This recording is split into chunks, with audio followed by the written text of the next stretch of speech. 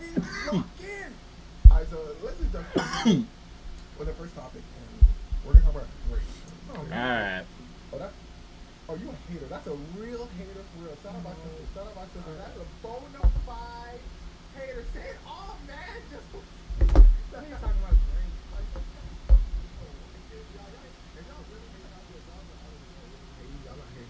That's the standard. Shout out my sister. That's a hater. That was. Do you need help? No, I do need help. What's the word where it's like a not a visceral reaction, but like an immediate reaction? Like an immediate reaction? That's the word, right? Immediate. Just say that was an immediate reaction. There's a better word though.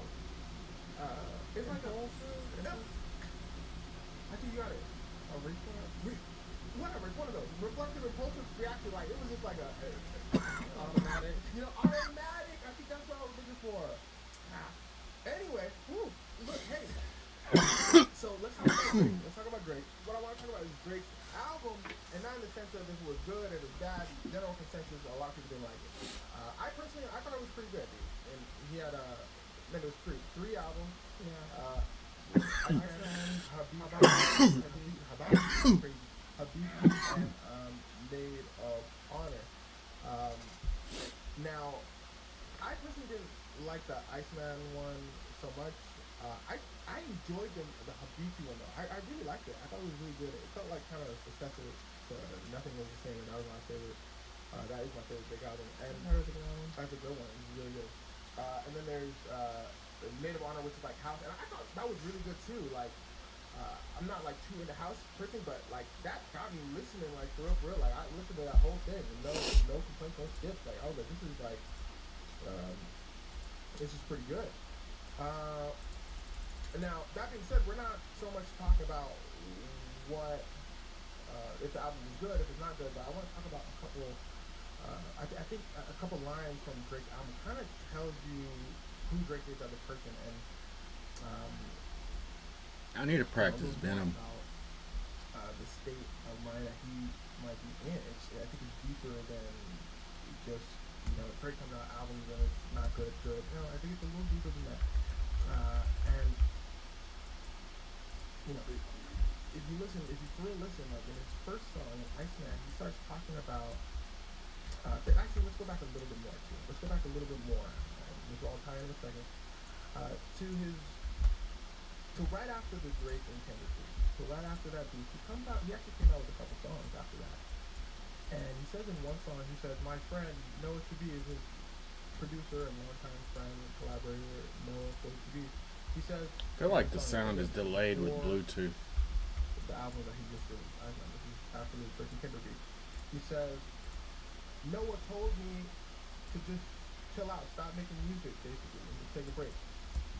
That sounds like good advice. A great advice. You know what I mean? Like, simply enough, like, that sounds like flat out good advice that he heard from a friend. Obviously, he didn't take it, and he decided to keep coming out with music anyway.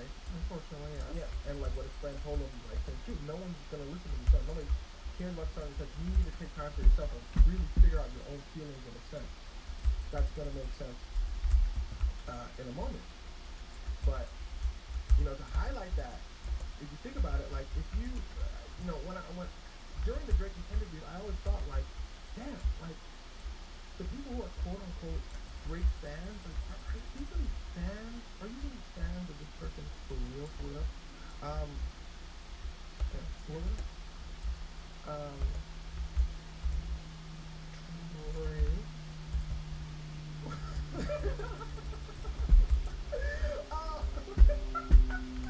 I'm sure I was there.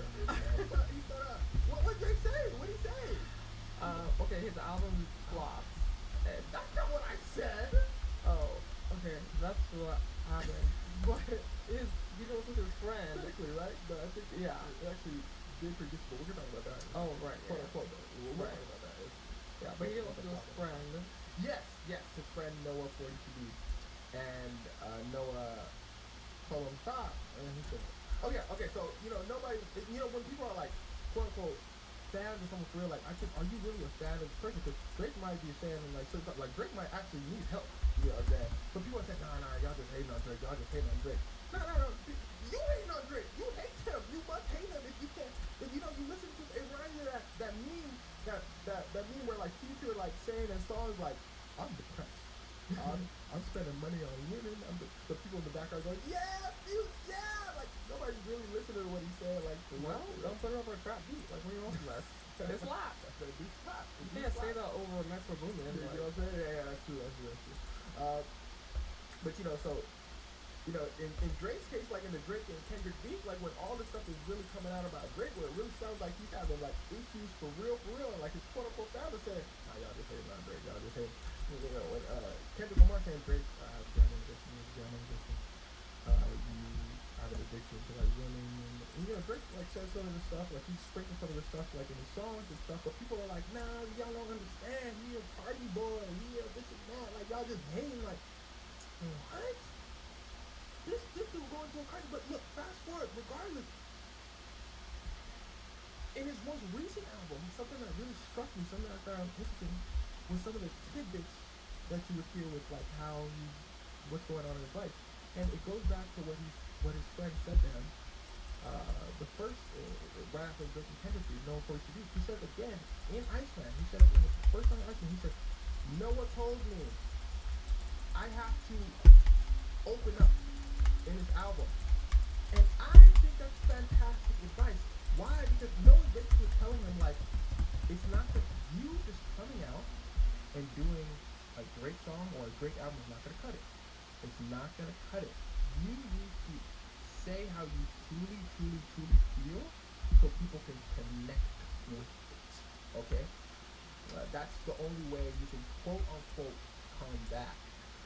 You know, and it doesn't seem like Drake fully got that to a full-on extent, because it's harder, it's easier said than done, to be fair. Because Drake says right after, I think he's trying to play off that line, I think he said right after, he says, and meanwhile I'm sitting there, my therapist, and I'm thinking about how thick she is. I think, corny. But, so here, I think he's trying to, I think in a sense, because maybe a listener would be like, oh, it's pretty deep. It's deep because Drake is saying, like, he can't do it because he's talking about, but how you really feel that. I think that's the difficult part. To highlight my point a little more, just think about Beyonce's album, Lemonade, when he's talking about Jay-Z cheating on her, husband cheating on her. Okay, and she says in the song, who do you think I am? You ain't married to no average boy. And she's putting the effort. You can hear it in that line.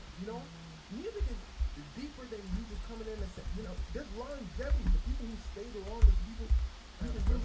There's a line she just straight up says, "Are you kidding me?" Exactly. She's not sitting there writing, "Ooh, that people gonna mess with this. They gonna mess with this line." And this. No, she's saying how she feels. This dude cheating on me. I'm making an album about this. She's pointing it from the soul. Expression of art. Think about Michael Jackson. That's all he did. He was music in a sense.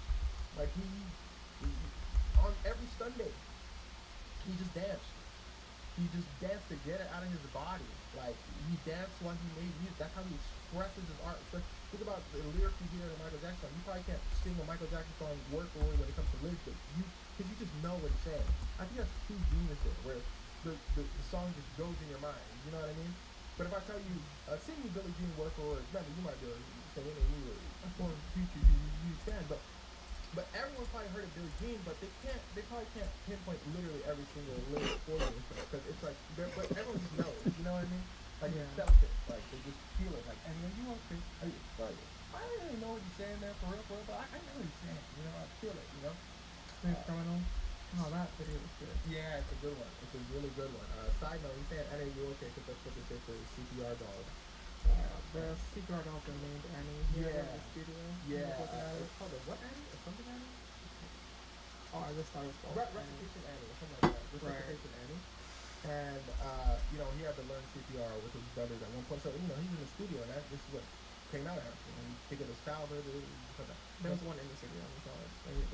There was one in the studio. Oh, it's all in the studio. Okay, and then it gets triggered in his mind. So, and that becomes a number one hit. You know what I mean? So it's hard to like describe what makes an artist great or a song great, but that's kind of what I believe his friend knows to explain to him and tell him, like, you need to open up. Like, you need to say how you feel. That, and this is why Drake, quote unquote, lost the beef against Kendrick. Before the beef even started, I said, Drake, you don't want those problems. I was thinking that in my mind because to Kendrick Lamar even says this in the song. He says, "Spirit medium, I don't rap, brother." Like, Kendrick's not rapping. Make the man's clap. Right. Spirit medium, like, Almost like he's possessed. exactly. He's with that. It's just coming out of him. Like, he's not, Beyonce not sitting there writing every single line. So, did you cheated on me? How do I make it sound good? Kendrick, people are like, how did Kendrick come out with these songs so quickly? No, he didn't pre-plan any of this and this and that. No, you could, right there, you could see the genius when it comes to, like, spirit medium in that sense. In terms of how quick Kendrick came out with songs. Because he's not sitting and writing it. He probably did Not Like Us in, like, one take. Because this is just what he feels. It might be hard to wrap your head around. You're like, nah, there's no way. But there must be a way. Because he's coming out with these songs, like, every other day, right? So, he's coming out and he's just pouring it all out there. So, again, Noah's trying to tell Drake to do this in a sense that I think it might have been tougher for Drake to do, judging by his next line and the rest of the album. In a friend of mine's words, shout out Eddie, he said, it sounds like a Drake album. It sounds like a Drake album. Like, because you in your mind, you kind of know what, okay, this is what people, when I made this song, I got a Grammy. So let me just make something similar to myself. But So you don't think he was being authentic?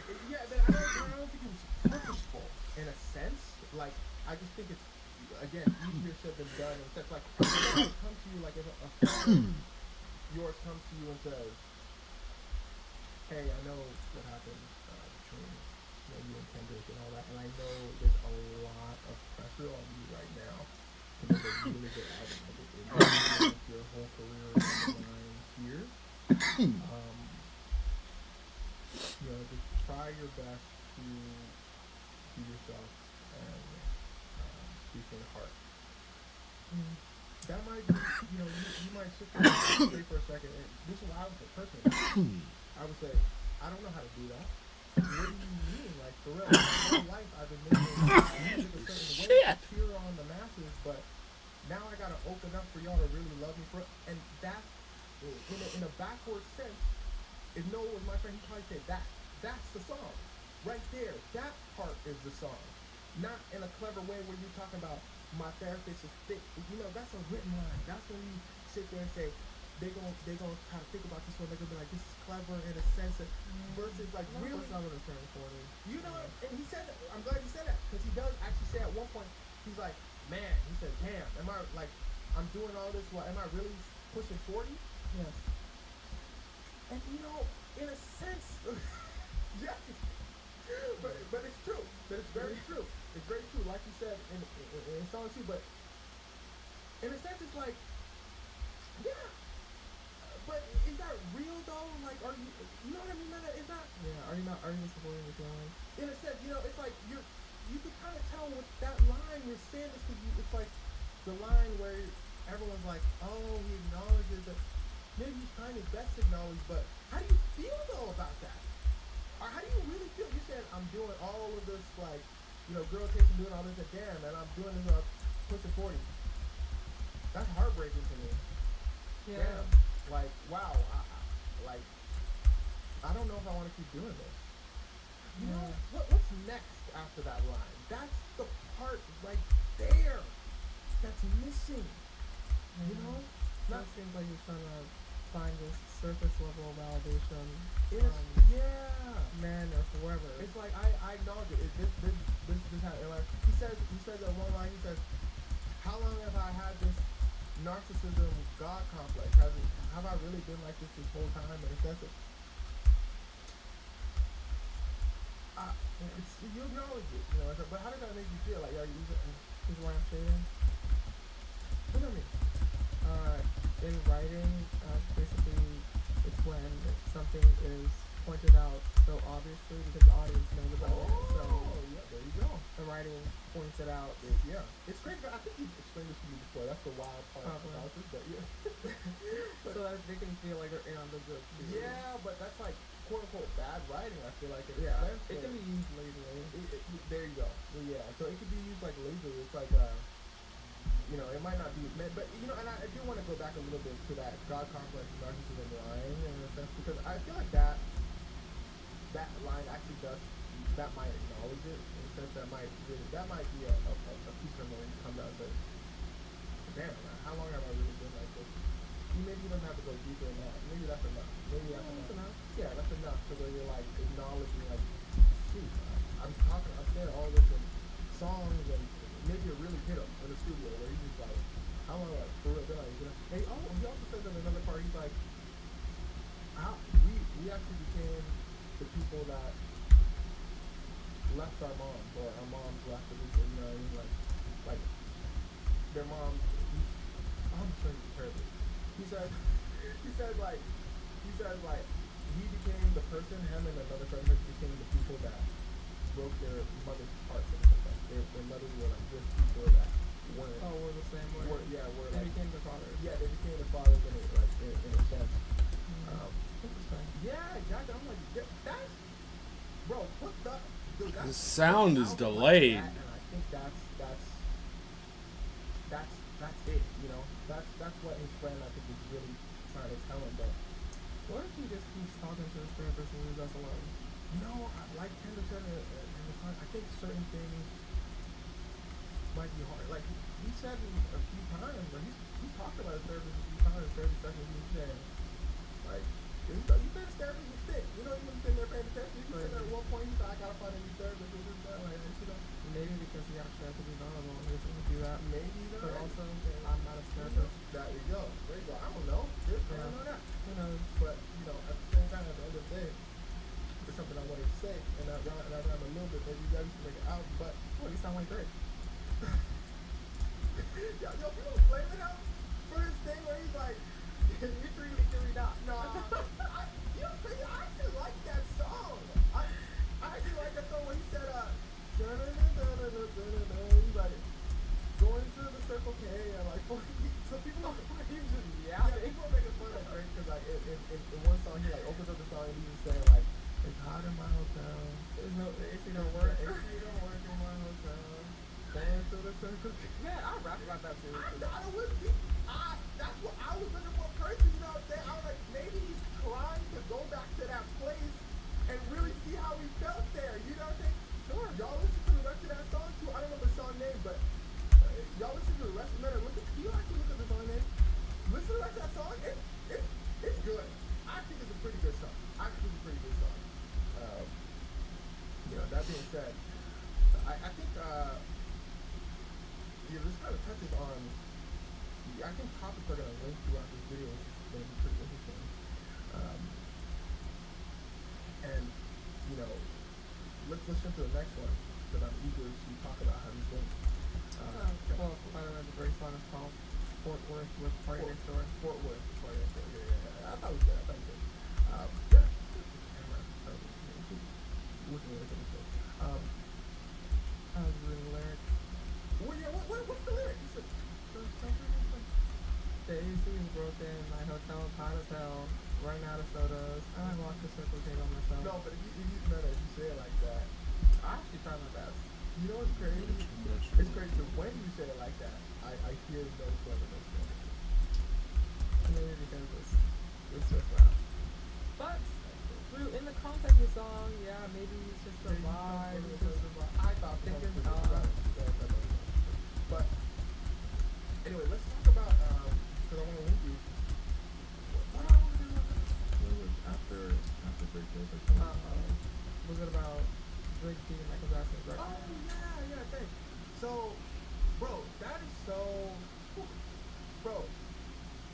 Drake beat Michael Jackson record for what? For the most number one by any male solo artist on Billboard. You know, that's funny to me because I think the world has a little bit of a problem nowadays when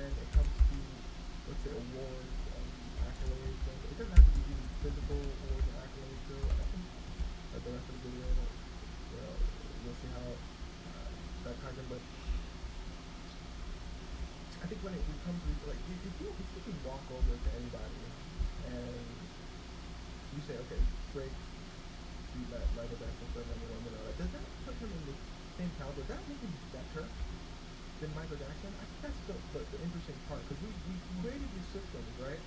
Why? But is Drake better than Michael Jackson? I'm sure a majority of people would say, oh, that doesn't make sense. But then I said, well, he won more awards. Some people might be thinking, but he won more awards. Because some people will.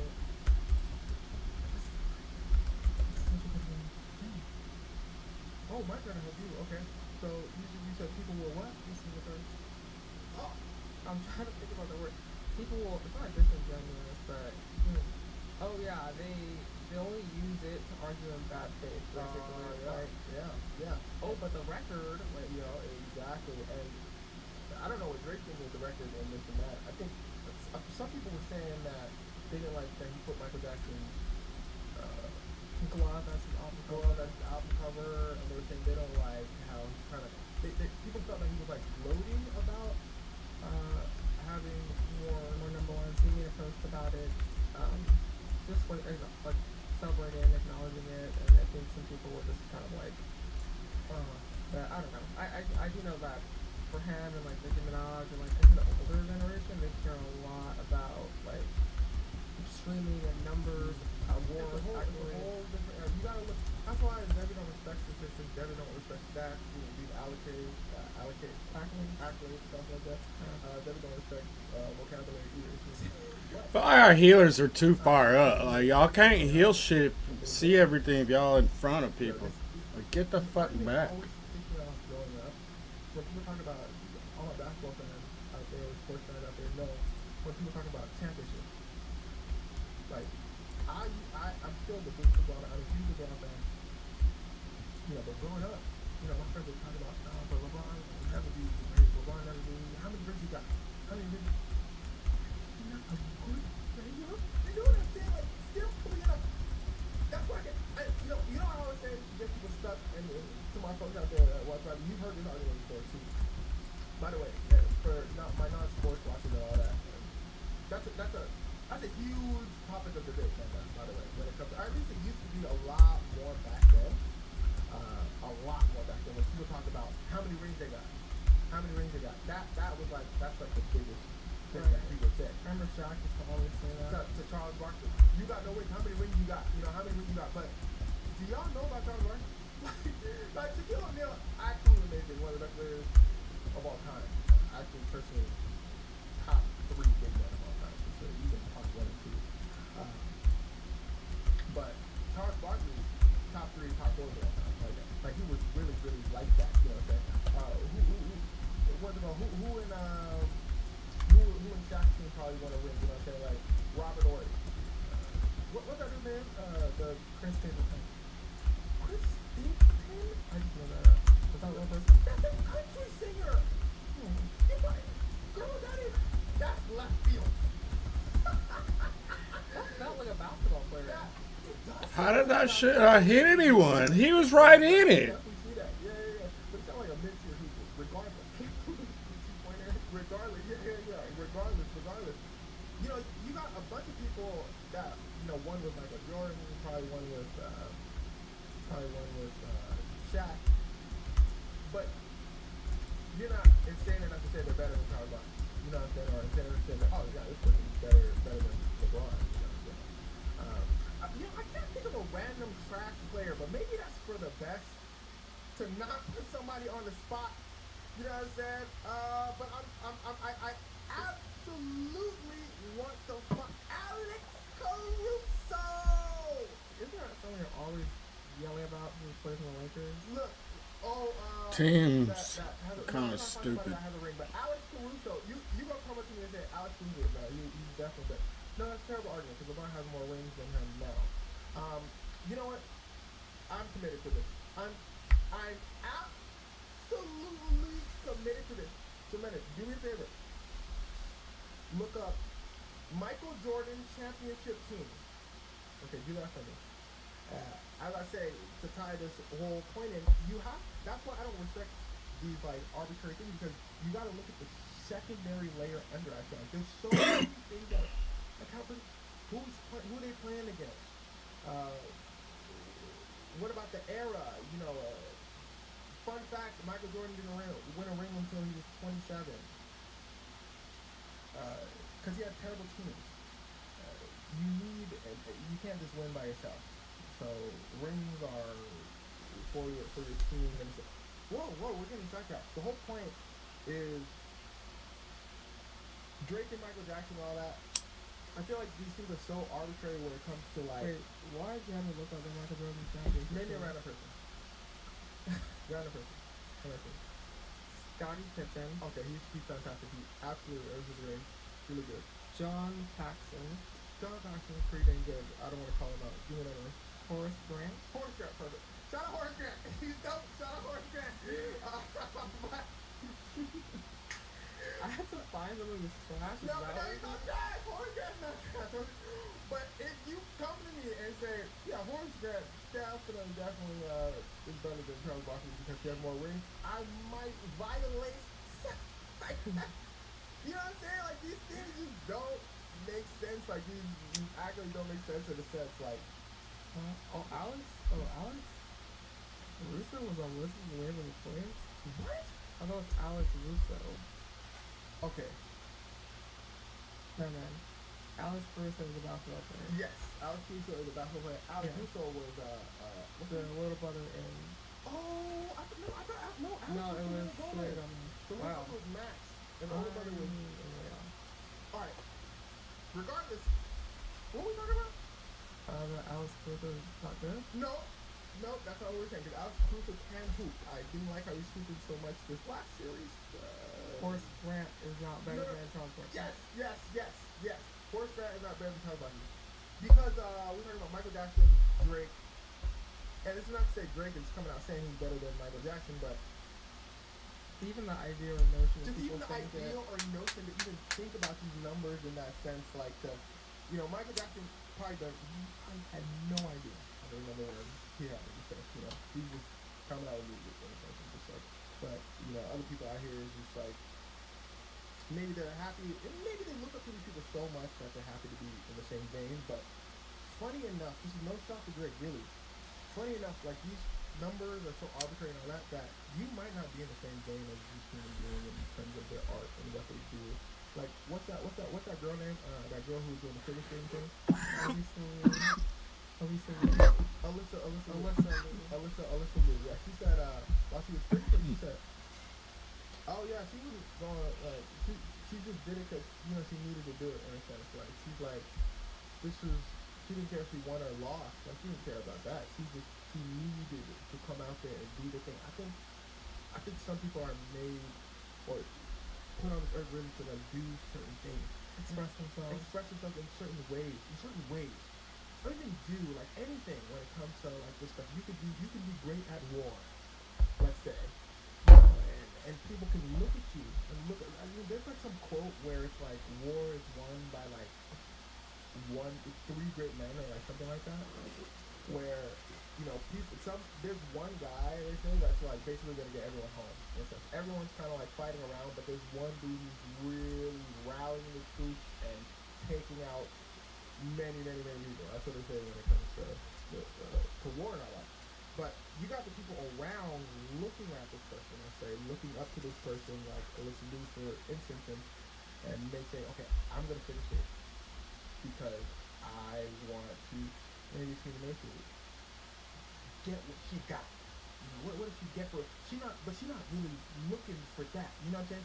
That's the tough part when it comes to that. When it comes to athletes and all that. When it's like Michael Jackson, he's like, I love James Brown and all that, but he loves James Brown in the sense of a musician. Not how many awards did James Brown get? Oh, I'm close to James Brown.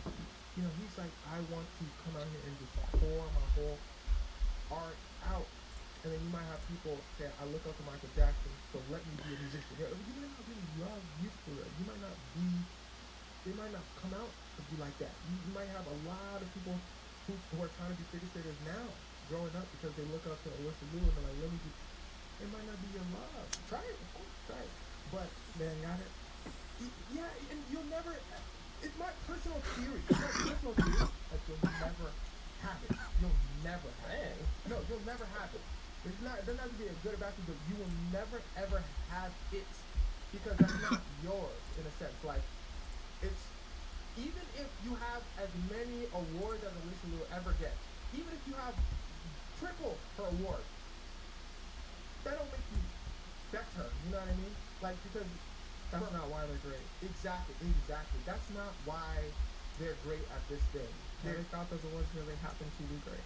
Exactly, but we in our society we kind of do things a little backwards now. Now they got these awards because they happen to be great. They happen to be pouring everything out here, and they happen to be great. But now we're seeing people see the awards and they go backwards. They say, if I go for these awards, I'm gonna, you know what I'm saying? Go for, but that's not why certain people do certain things. Yeah, the greatest is always because it's a passion, I guess.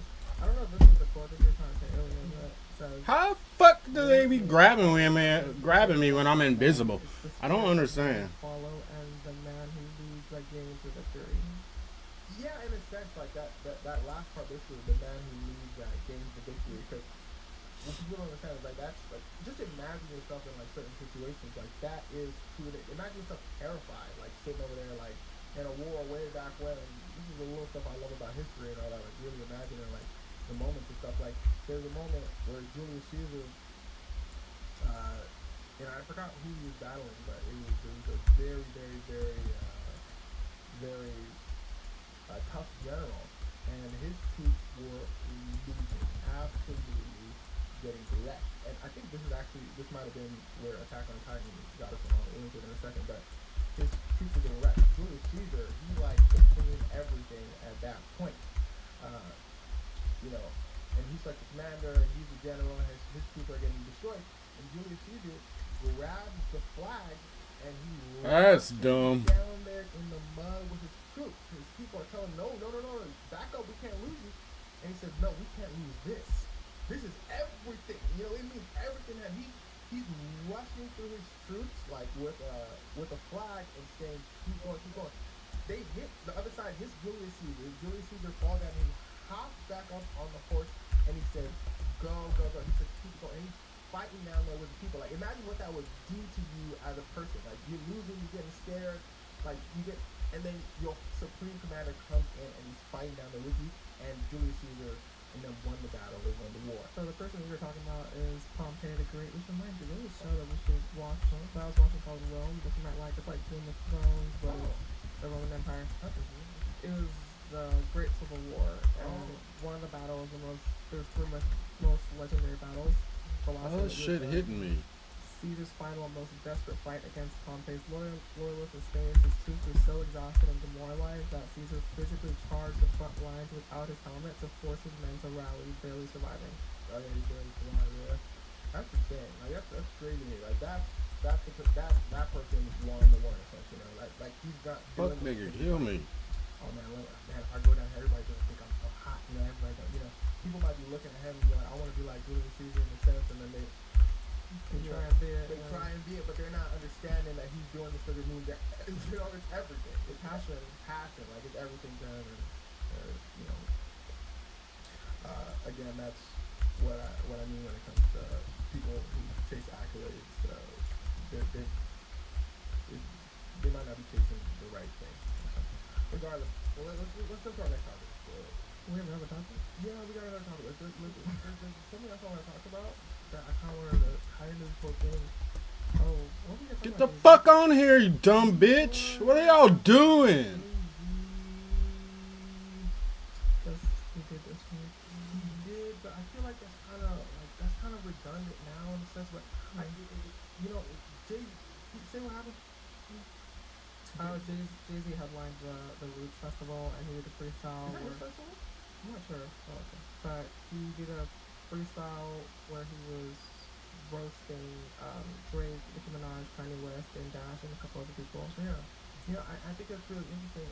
Because we don't have to get too far into it, but yeah, he did say something that was interesting, and it kind of ties into basically this whole conversation in a sense where he's freestyling that. He's saying to Drake at one point, like, you looked up to me, I never looked up to you in a sense.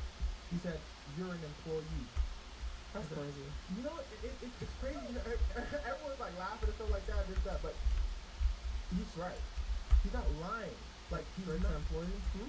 That Drake's an employee? Yeah, and it might sound funny and it might sound this and that. And everyone's like, damn. Like, or some people might be like, nah, y'all just hating on Drake and all that. But no. Drake is an Oh, they employee. all did. How? Listen, if you sit there and How y'all that fucking trash? They're all in the goddamn hall. chemistry changes real quick because you're not locking in. Y'all got beat up by him. But it's By himself. what's true. That's what people don't understand. Where sometimes it's actual Just game. wipe him the What fuck Drake up. is saying is like, dude, like you're over here making disses. You worried about this. You worried about numbers. You don't have money because your money is being. Even if you have money, it don't matter because your majority of your money, what you earn, what your right is, has been taken from you at a massive, massive percentage. Like, I can walk over here and do this because I feel like it, because I felt like it, because Jay-Z is probably thinking the same, basically, in the sense that, but you gotta ask for permission. You know what I'm saying? I see You can't what's say- happening. You might not be able to say anything and everything because that might hurt your boss's numbers, your record label's numbers, in a sense. I don't know. I think Drake got out of. They got 3 healers. This one, I assume that's why he did 3. Yeah, That's I people were assuming. and I think, look, with his label was tired of him too. Like they just weren't getting along. They weren't getting along. I think they both might have mutually understood. But I wonder how the deal actually went. I don't know. I have no idea. But for a record label to leave money on the table is interesting. But Drake is at a point in his life and his career. I'm sure he hired a really, really good label because he really wanted to go to war. I'm sure. And I don't know. I think they mutually just wanted to skip anyway. But Jay-Z basically was trying to tell regardless of your whole life, basically, you chase this thing. You thought it, but Jay-Z from way early on was trying to be his own boss. Was always looking for his own stuff. It might have to do with he was his own boss because he was slanging that. You know what I'm saying? At one point, so he understood like he had life skills and all that to understand when it came to. Oh wow, this person's they're trying to run me over in a sense. Like it's not a chameleon there. Chameleon is a great example of that. Like, you know, he was his own boss for like a long time and he was always hustling and doing this and that. So when a record label tried to come over here and say, hey, you know, we're gonna give you 10% of your own music, basically, and you know, you gonna be a part of the label. Yeah. You know, you're crazy. He said, I don't think I need a calculator to understand that giving you 90-80% of my money. No. Like, what are you talking about? You know what I'm saying? But people are so quick to sign that signature, especially back then, because you remember they're chasing something. You know, they're chasing something. They're chasing that. And Drake got that with the record label too. Yeah, he definitely got that. Like, he got that. He got the name and lights and the this and that. But he probably at a point, Drake, where he looking back and saying, wait, you're telling me I could have 80% more money? Like, let's say theoretically, math, right? Theoretically, if Drake has made random number $100 million on his album, but then he takes home 20 million.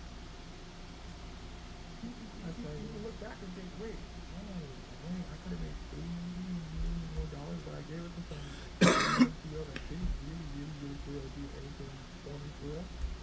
Yeah, I guess that is the thing with Jay-Z, you're right. Like, I think slanging them Laker rocks, like, it gives you a certain, like, savvy. Yeah. Yeah. It gives you, like, a certain, like, savvy, basically, to know, like, you basically building a business, I guess. That's building your own business, so you, like, understand. I'm sure a business owner, like, nowadays, if they decided, you know, still, I feel like being a rapper instead of a business owner, and they went over to talk business with the label, that's kind of predatory when it comes to labels. Very predatory. Very predatory, actually. I'm kind of very predatory. You know, you're going, especially, that's why, especially the those rap, especially those labels, those, like,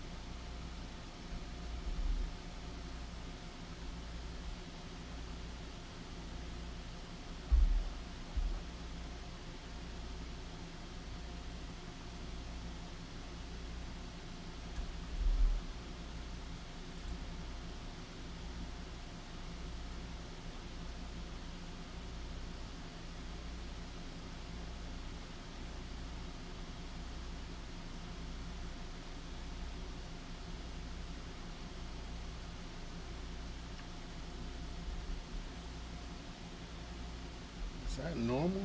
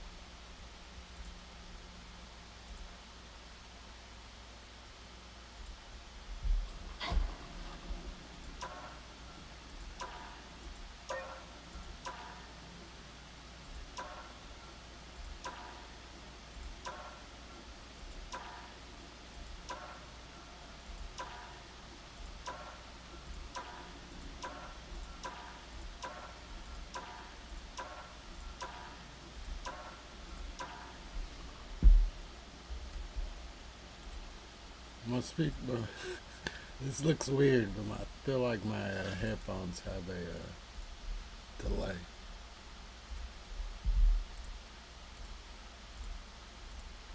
I think it's alright now. She was bothering me.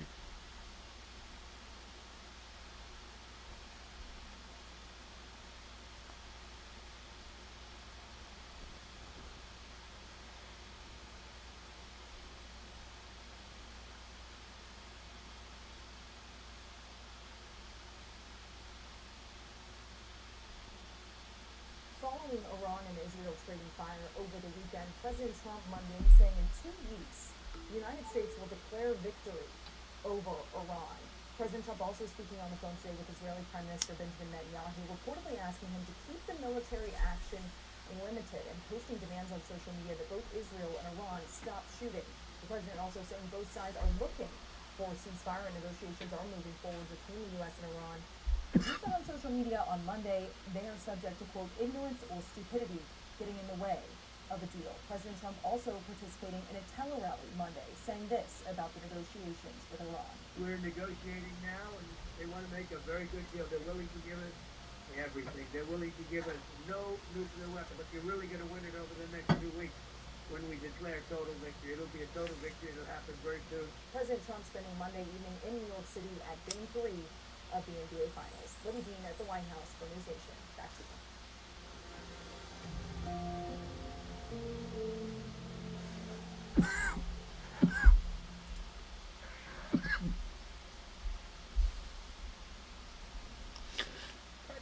Urge both Israel and Messages between cops. What if a cop said, don't worry about it, it's just a bunch of N-words in an accident. I wouldn't rush over there if I were you. Here we go. There's a lot of it. Put it for a match. Exposed, ladies and gentlemen, two white cops, former sergeant, which is a supervisor, Sean Good, and trooper, that is a state agency, Michael Proctor, are in hot water after their racist and sexist text messages have been exposed. They are no longer working with their Massachusetts police departments, and I'll tell you how it all unraveled. First, the messages in question. After observing a multi-car accident and initially informing Sergeant Good, who's a supervisor, in case he was on duty, Parker said, quote, take your time. I saw a N-word was involved. So I wouldn't rush if you're working. Let them die. End quote. Some other messages pulled directly from the lawsuit. Quote, that lady was an absolute C-word and N-word who had it in for me for some reason. Michael Proctor. Well, I mean, Michael, it may be because your race is sexist. There's more. Unfortunately, I know Randolph all too well. Place is a complete ish hole filled with N-words. No good N-words. Michael Proctor. No good N-words, sir. There's more. Quote, it should be a punch of N-word day and cancel today out of retribution. Any shine you see blasted in the face. Michael Proctor. There's another one. Quote, America sucks. Hitler was really onto something. Then the effing U.S. had to step in and ruin it. Michael Proctor. Get out of here, other satellite. Man has been investigating Your shit is not gonna be tolerated. to lies being turned upside down, unraveled, completely unhinged, and destroyed. His word has to be factual and not biased. This does not seem like a man who's able to utilize the context of, let's just say, non-biased content of the scene. There's more. So his buddy, the sergeant, quote, eat a black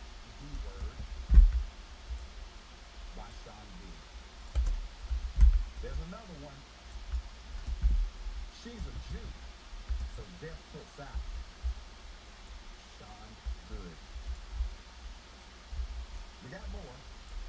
Boston Mayor Michelle Wu is a little C-word, Sean Good. And then we just have, we don't know the time, N-word. He just shot him the N-word. N-word, Sean Good.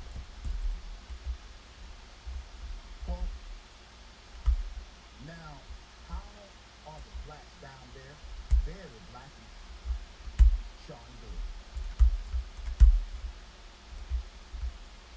These came out during court proceedings, okay?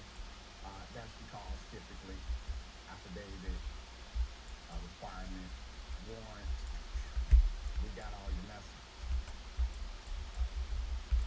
Put it up for a mess. These messages only came to light because of Karen Reed, who launched a lawsuit accusing both Good and Proctor of covering up the murder of her husband and instead framing her as the murderer. I want you to go back to her picture, because this woman is a hero, okay? This woman is a hero. It all tracks. What she's saying about these cops, it all tracks, right? She thought that she knew something was absolutely wrong with the way they were investigating the case. And Let's go. Let's go. Let's go. frame her as the murderer for the case, for her husband's death. Karen Reed was acquitted of killing her police officer boyfriend, John O'Keefe, last year, but she was convicted of a single charge, operating under the influence of liquor. Prosecutors pushed the narrative that in 2022, Reed reversed her car, running him over, and then leaving him for dead outside of a gathering at a suburban home they attended. There was no video of the alleged collision, nor did any witness claim to have seen this alleged collision.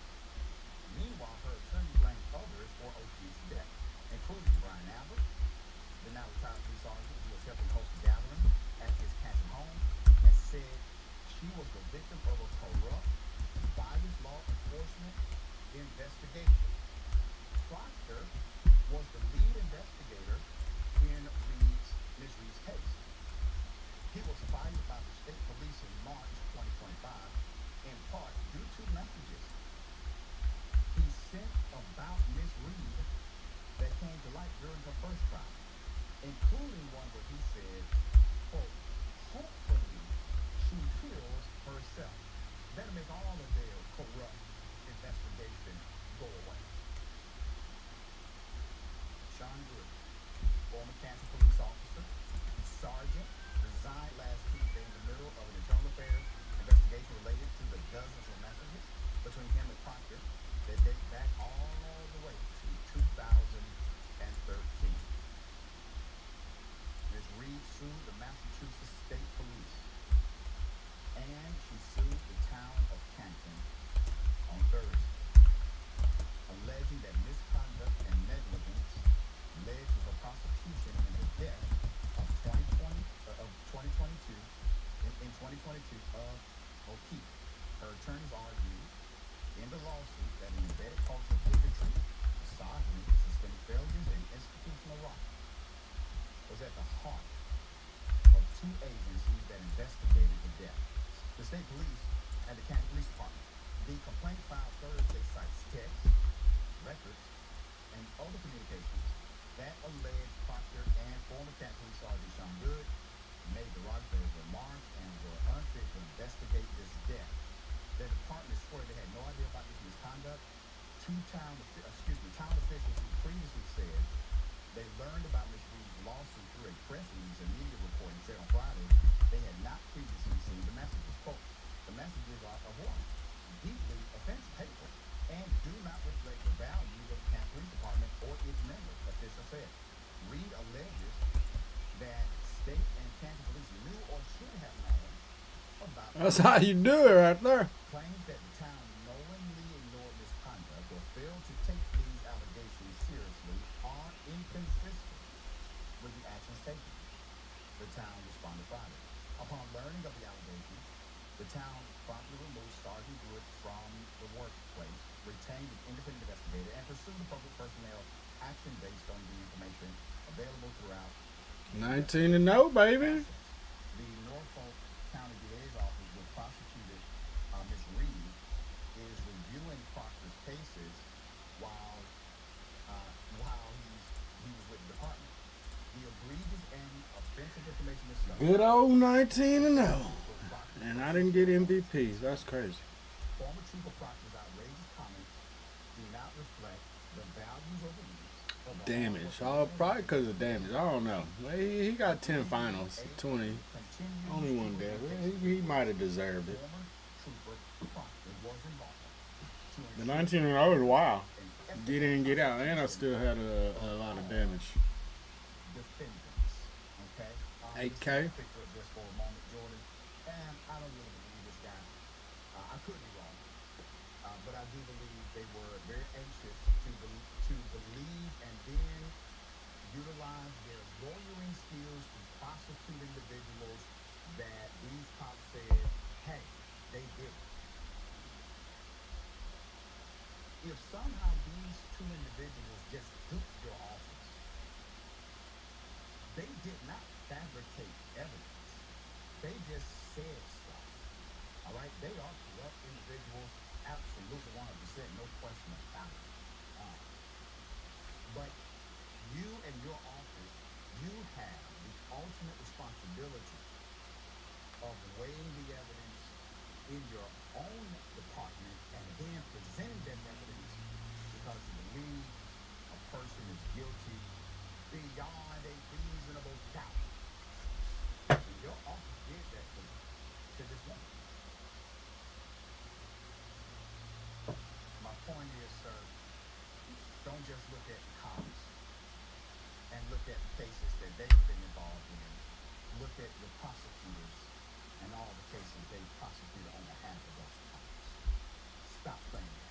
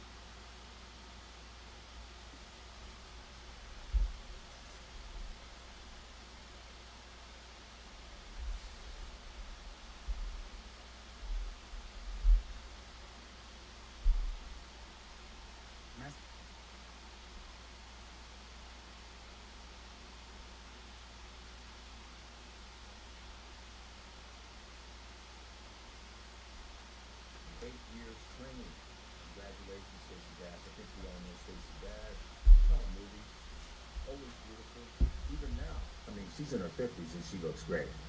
Skin looks clear. Eyes look clear. But something about her looks really off. Hey, I don't know. You tell me. Something doesn't look right. And she said she's trying to keep from killing someone. I just don't like it. Something about Stacey has a glaze of crazy. Look at it very closely. You know, something is not right. I mean, this is Stacey Dash, who went to Fox News and was dogging black people, remember? Why should there be a Black History Month? What if there was a white history?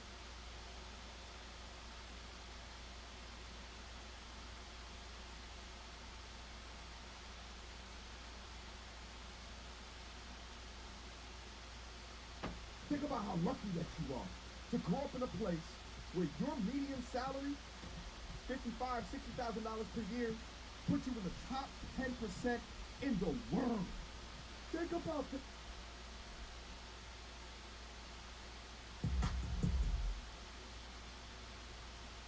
All right, y'all. Millions of Americans are starting to not believe anything they're being told by the government and anything like that. But look, before we get into this video, I need you to like it before you light it, hit the sub before you hit Hype the me bell, up. join the team before you hit the green, and most importantly, yeah, it's Monday, bro. I know y'all. Hype got me them. up. See, I was begging for them on Saturday.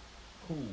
Y'all might not have had them, but I know you got them this time, and I need that like a crackhead need a pipe. There's only 2 YouTubers in the whole world that do that, and I'm both of them.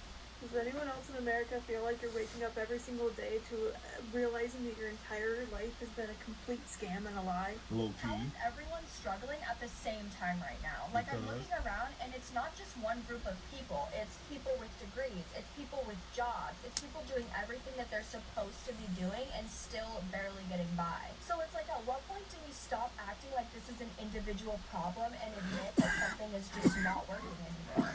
We pay taxes on the money that we earn. Then we pay taxes on the things that we buy.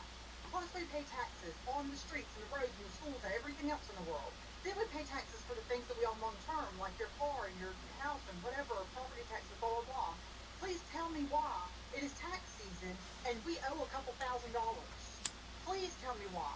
So then you get a little side job or two, in my case too, and you owe more taxes on that. And then you get, and you're not even making much more money, so it's not even like you're in a higher tax bracket. But let's say you made 2,000 little extra dollars that year, and then you owe like half of that in taxes. Please tell me how anybody's supposed to. You're not.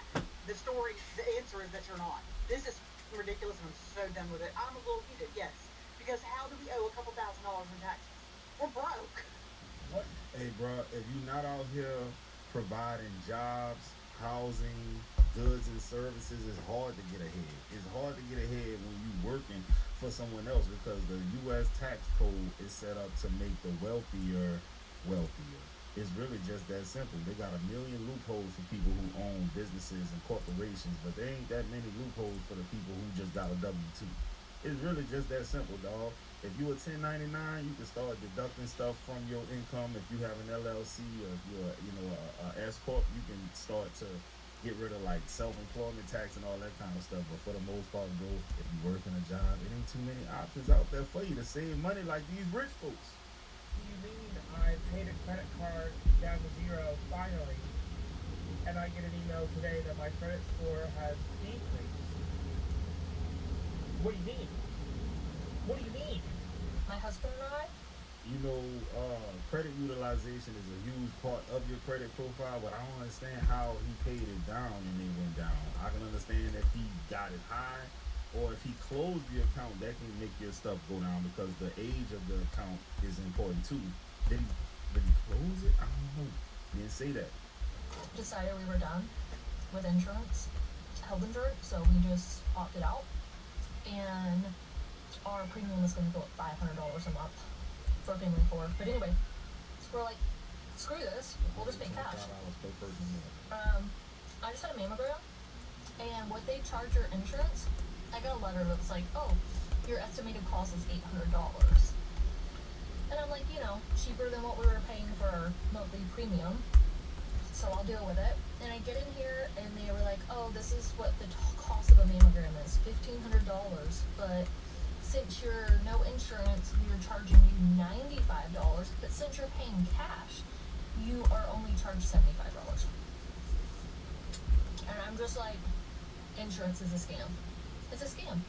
Same thing with my, with insurance, my primary care physician, I would get a bill, and I would end up having to pay $175 for every visit that's with insurance, so I'm paying my monthly premium, and then as a cash patient, it's $95.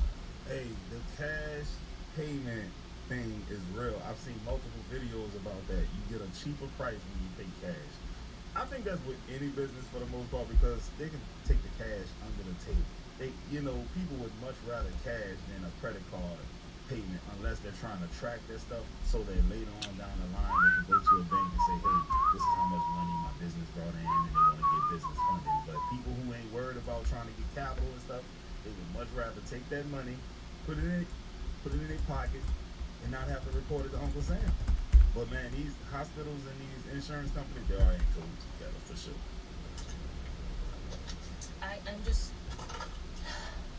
I'm so sick of American healthcare. All right, let me say this clearly.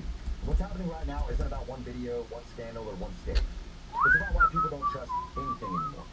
Because every single time that something gets exposed, and I don't care if it's daycare funding, disaster relief, COVID money, corporate bailouts, or political favors, the reaction is always the same. First, people notice something doesn't add up, the math doesn't match, the story doesn't line up, then they ask questions. And instead of answers, they get told to calm down. They get told that they're misinformed. They get told that they're being divisive for even asking. That's when truth dies. Not because people are stupid, but because they're being talked to like they are. What pisses people off isn't that fraud exists. What pisses people off is watching billions disappear, watching nobody get held accountable, and then being told that they're the problem for noticing. Because look around. People are working more than ever, paying more than ever, and getting less in return. Healthcare is a joke. Housing is insane. Childcare is unaffordable. Food costs more every single month. But somehow there's always unlimited money for programs that nobody can explain. And when somebody points that out, the conversation immediately shifts away from answers and straight to shame. That's not leadership, that's damage control. And here's the part that nobody really wants to admit. This isn't a political problem anymore. It's a trust problem. When citizens feel like they have to question everything, and it gets spun, dismissed, or reframed, they stop believing anything that they're told. Not because they want chaos, but because honesty has disappeared. And until accountability becomes louder than excuses, this anger isn't going anywhere. People aren't radical anymore.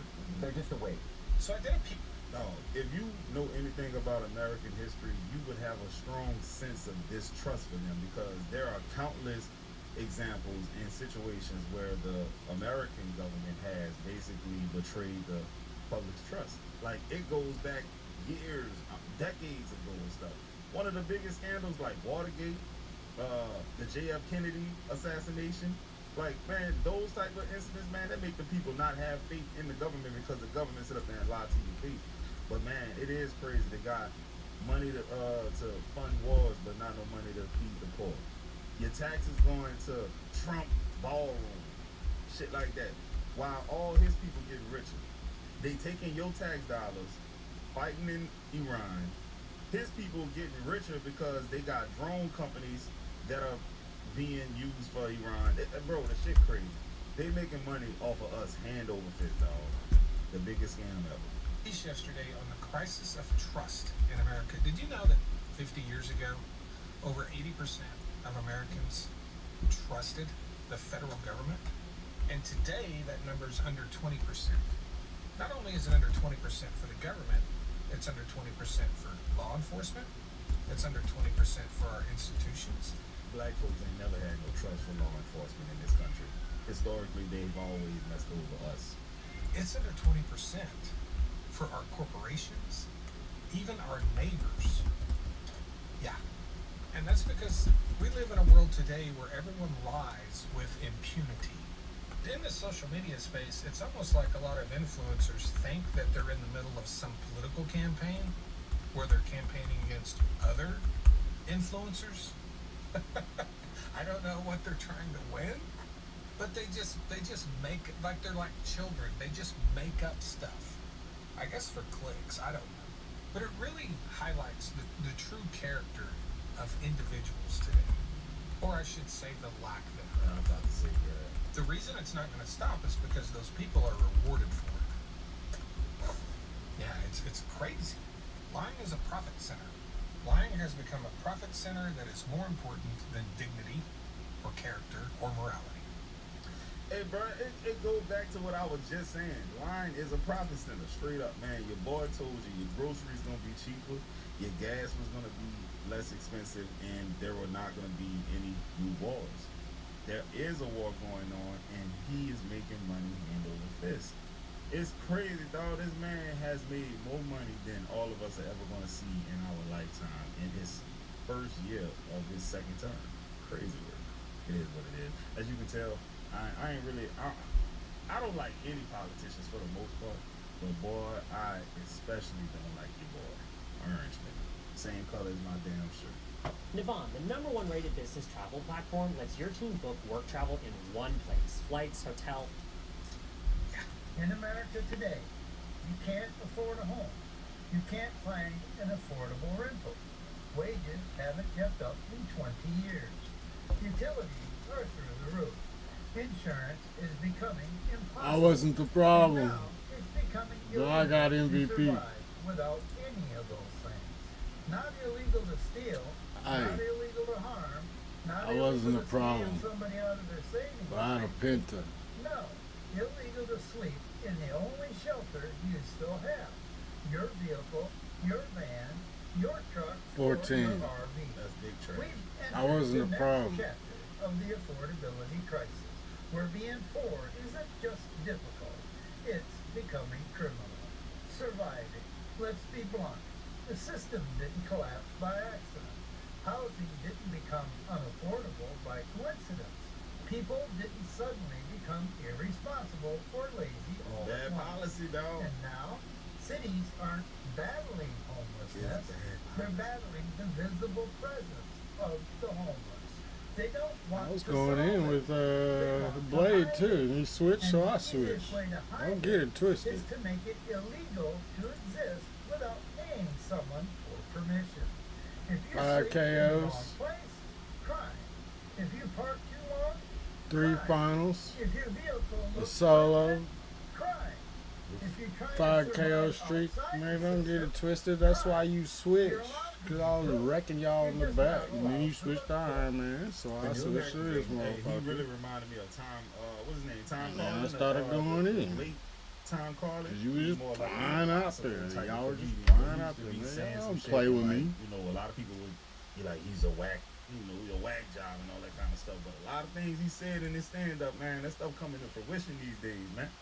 Things are getting out of control. How the hell you get in trouble for sleeping in your vehicle on a public Had street y'all that your scraping job, and scrambling. takes taxes out to give to the government? Think about that, bro. I'm on the street, not bothering nobody in my car, and the police officer come over there messing with me. My tax dollars go to funding these goddamn streets. You get what I'm saying, dog? It's wild to me, bro. They making being alive a scam.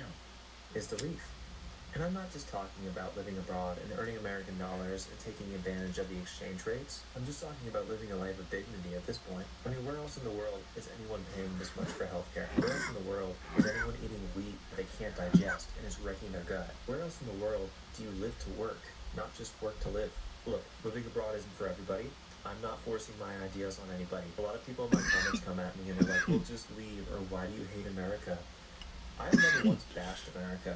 Okay? I just ask questions and I say, hey, I've been somewhere else in the world where they do it this way. That might be a little bit better than the way we do it here. And if asking questions is wrong, well, I guess I am living in the wrong country. Nowhere is a utopia. Life can be a struggle everywhere. But it's at least worth trying and giving it a shot than just staying in the same place your entire life and never knowing. I'm about to ask ChatGPT right now, what is the trend as far as Americans leaving America for other countries? In 2026, are Americans leaving, what are the stats on Americans leaving America for other countries in 2026? Is it higher or less than recent years? There you go. If America is so great, why does this say this? Let's read this. The short answer is yes. The number of Americans leaving the U.S. appears to be higher than in recent years. But there is an important caveat. There is no perfect government count of Americans who move abroad permanently. Researchers have to estimate it from migration and tax data, what the latest data shows. Researchers cited by multiple 2026 reports estimate the U.S. experienced negative net migration in 2025, meaning more people left the country than arrived. Estimates range from roughly 150,000 to nearly 300,000 net departures. The first time this has happened since the 1930s. That is crazy. Not the rolling 30s or the 40s, whatever they call them. The trend is expected to continue or strengthen through 2026. The U.S. Census Bureau reported that immigration with an E increased during 2024 through 2025 relative to recent years and contributed to a sharp decline in net international migration. Boy, that's crazy, man. The American dream is dead, bro. We have more people leaving than arriving here. When has that ever been the case? Oh, they just said it in the 1930s. And they ain't even have no strict immigration policies in the 1930s, bro. If you was white and can afford to get here, they'll give you, citizenship. It was really that simple, dog. History lesson for y'all. Depending on the methodology used, estimate source, Americans living abroad. Conservative estimates 4 to 5.5 million, roughly. Common, 5.5 million. Older State Department estimate up to 9 million. What? Why are people leaving? The most commonly cited reasons are cost of living and housing costs, remote work making overseas living easier, retirement abroad for lower expenses, political polarization, healthcare affordability, lifestyle and quality. What considerations? Where are the Americans going? Some of the most popular destinations mentioned in recent reports include Mexico, Portugal, Thailand, Costa Rica, Ireland, Canada, Greece. These destinations tend to offer lower living costs, retirement visas, digital nomad programs, or perceived Alright, Spider-Man, for that shit. Is this a mass exodus? I wouldn't say it, but whatever. Not really. Even if 150,000 to 300,000 more people left than arrived, that's still a tiny fraction of America's population of more than 340 million. However, it is notable. Enough, Spider-Man. I'm on your end now. Recent decades and appears to be the strongest outward migration wave in many years. There you go, man. What else? What more do you need to see? Alright, but y'all see what it is, man. People are leaving this country, dog. It's expensive. You really gotta be making some real money to thrive in this country right now. That middle class stuff, that shit out the window. It is what it is, dog. I hope y'all enjoyed this video. I'm gonna get at y'all on the next one.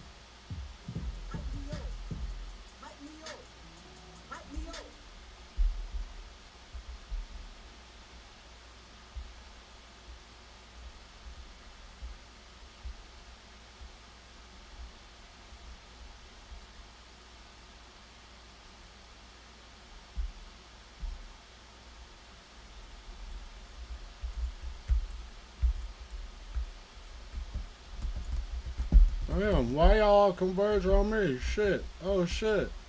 What the fuck is that? Come the fuck down. Y'all see them all come shooting at me now. What are y'all still doing up there? My teams are so stupid. Get down.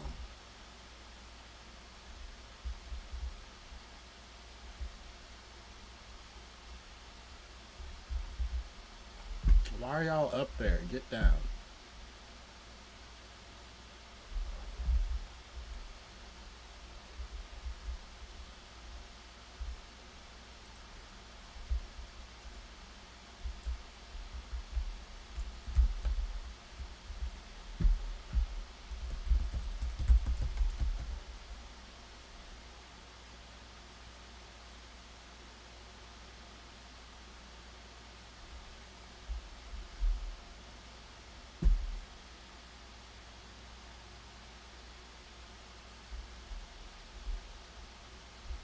Real lose because they don't want to go down.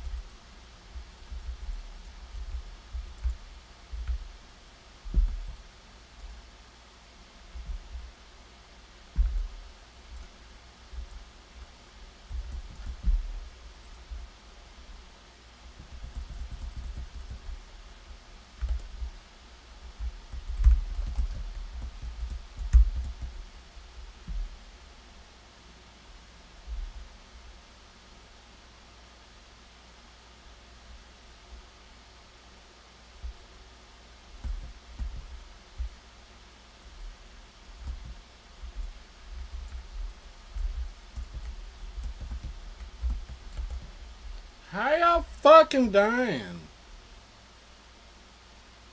Oh. He ain't killing around.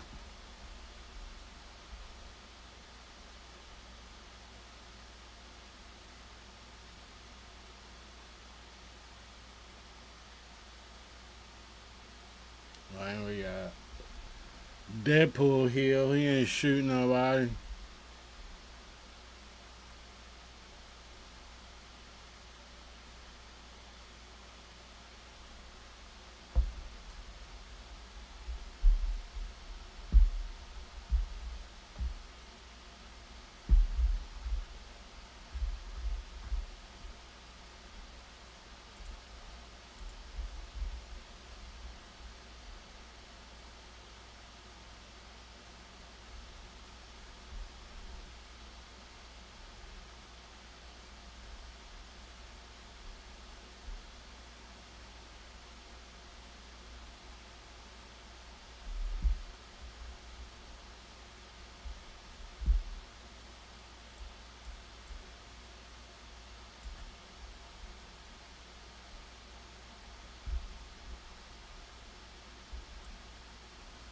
Like, where y'all pick the stupidest choices? Like, why are y'all up there?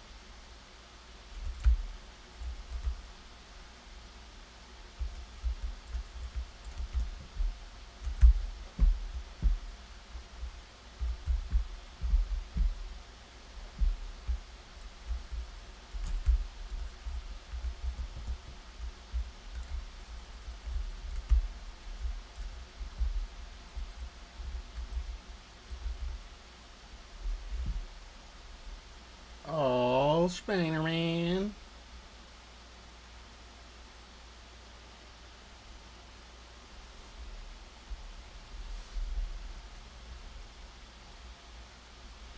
Oh.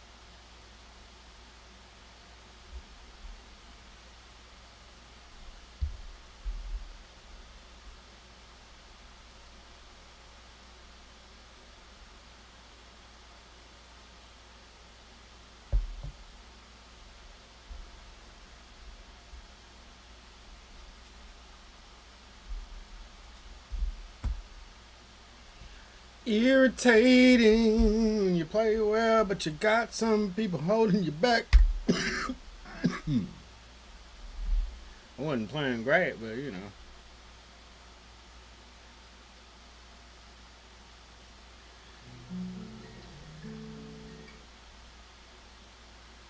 People don't know how to handle Spider-Man. He ain't that bad if your teammates are doing what they're supposed to be doing. I seen a 5-minute clip of this, and this was a very good, very mature discussion. Like, this guy was cooking more than a cafeteria at a body positivity conference. Like, the brother was going crazy, and I just had to check out the whole thing. So I don't want to make that statement. Ask you a question. Do you think that average men have average lives? Do I think Average men have average lives? Okay, yes, I know. I'm trying to see what's wrong with The this. issue is average women believe that they deserve a better than average life. That's a problem. Average men accept the fact that they can get an average woman. Going crazy. Average women believe that they deserve a better than average situation. They overly watch social media and they compare themselves. The thing about social media, and I think that the problem is, an emotional person having access to too many people's opinion affects them. Yeah. They start comparing themselves to what's not going on in their life. A lot of men that I talk to that's having problems in their relationships is because their girl is overly watching someone else's lens too much. They sit there and, oh, such and such is on vacation, and such, and because I feel like most women are in competition with each other. Yeah, and a big issue about that is they're not even looking at the full game. They're only looking at the highlights. They're only seeing the parts of this person's life that this person wants them to see, and obviously they're only going to show them the glamorous part. Like, there is a huge swath of people that watch people on social media and want the life that they have without understanding the things that they that they had to do in order to get the life that they got. And if you understood some of the things, especially that these ladies that are flashing all these nice purses and stuff are willing to do to get the life that they have, you wouldn't even want it because you realize that a lot of these ladies that do that on social media, they're doing diet prostitution, if not just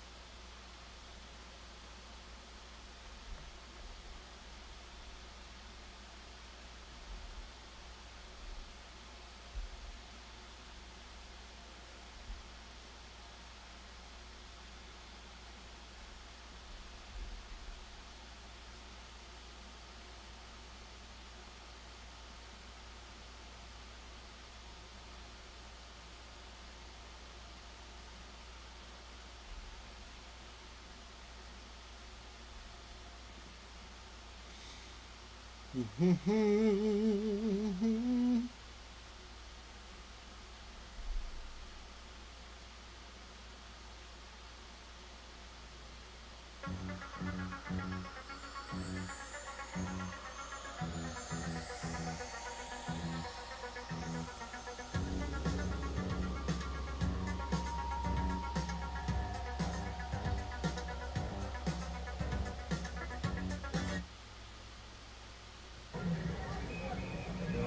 to do.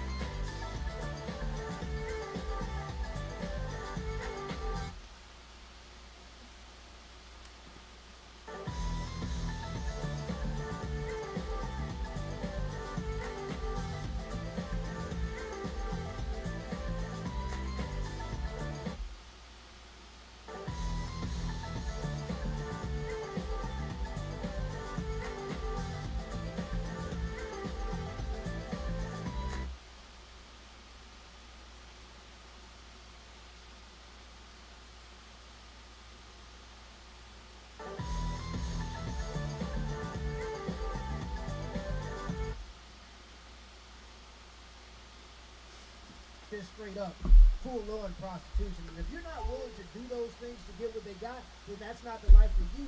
And oftentimes you'll find that you're competing on with two different moral standards. And if you're competing with a certain level of morality, you're never going to be able to outcompete somebody who's willing to do anything to get the things that they want. So if you're not willing to do some of the things that those people are willing to do, some of the things that they got, that life isn't even for you. Comparing your life to somebody else's is the easiest way to be miserable in your current circumstances. There is just a lack of gratitude. And I think that your Birkin bag, your Louis Vuitton, I would get it if you got a Pathmark bag if you cute. I don't care.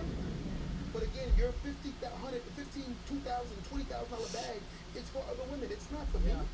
It's not for a man because I have never in my life heard a man say, "Yo, I got a bag and she got a Birkin bag." I ain't never heard that in my life. I agree. I ain't never heard a man say, "Yo, you see her red bottoms? I agree. Ooh, she heat." I ain't never heard that in my life. I agree. Right? But again, when you sit down and have these logic, I say, why do you want those red bottoms? Because you want to compare and contrast to what's going on selectively in society, what you want to see. Visually, you want to fit the aesthetics of the world. Visually, you want to fit the aesthetics of the woman that looks like she's being kept. Visually, you want to look like you travel out having fun rather than enjoying what's in your household. Most people can't even enjoy their household because they're too busy watching other people's houses. That's the problem with social media. It gives uncomfortable people too much access to people. Too much. You're not secure with yourself, and you watching everybody. Yeah, and then you're watching people who aren't even secure with themselves.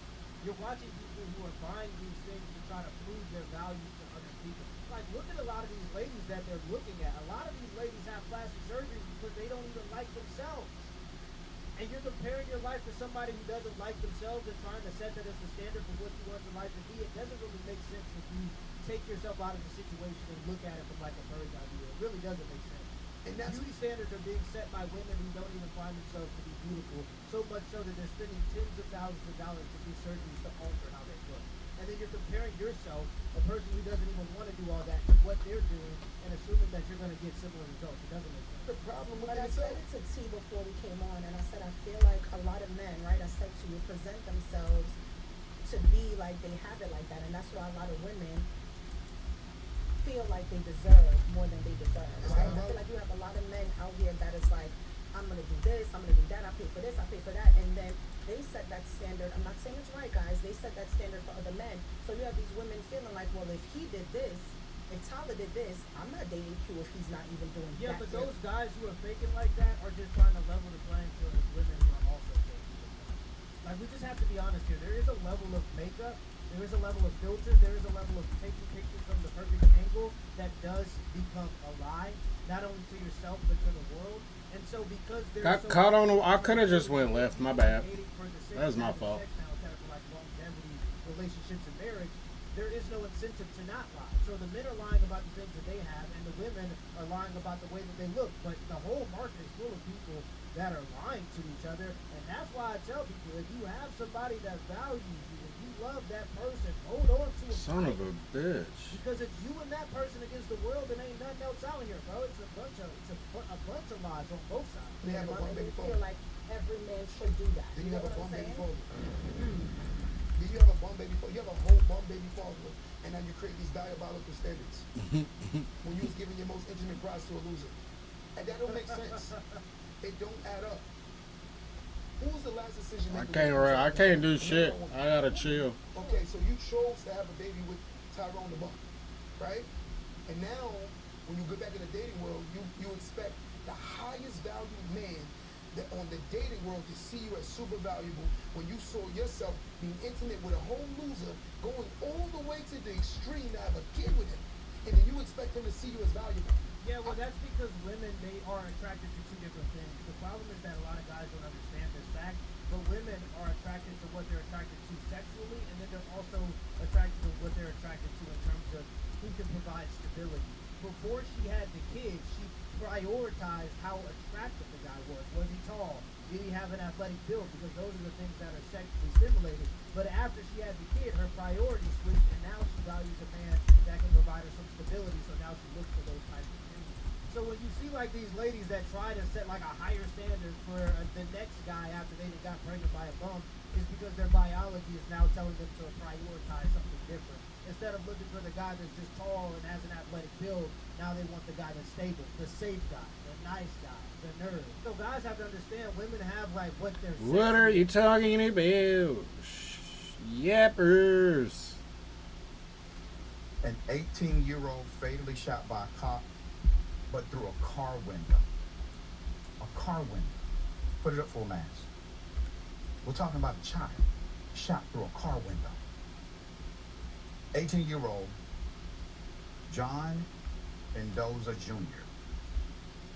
was allegedly executed by a Texas cop who decided to follow him home in what seems to be a significant case of racial profiling. Here are the details. According to the Mendoza family, the family attorney,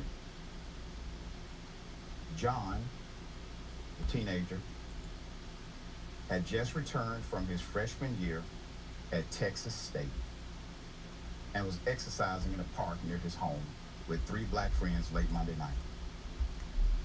The young children or the teenagers noticed law enforcement observing them. They felt uncomfortable by this. So they left the park in Mendoza's car. The sheriff's deputy, who had been watching them at the park, followed their car, then attempted to initiate a traffic stop. It is unclear why. The young teenagers are afraid. They are confused by the actions of the deputy. So they made a decision just to drive to Mendoza's home, where they hoped his father would help them resolve the issue, whatever issue that may be, with the deputy. Now, you have to remember there is no alleged crime. There is no visual record of a felony. There is no observational record of a felony. I say that because usually that is what grants cops the permission. Where are y'all? To basically follow you anywhere, even into a facility. Okay? Mendoza pulled into the garage, and the sheriff's deputy pulled in behind him. At which point, the deputy exited the car, walked up to the driver's side door of Mendoza's vehicle, and shot him through the closed window as he was seated, unarmed, unmoving. It took about 10 minutes before paramedics arrived on the scene. Mendoza was transported to a hospital where he was then pronounced dead. Now, what I'm about to allow you to hear is a video of the shooting. No verbal warning, just a single deadly gunshot. Here it is.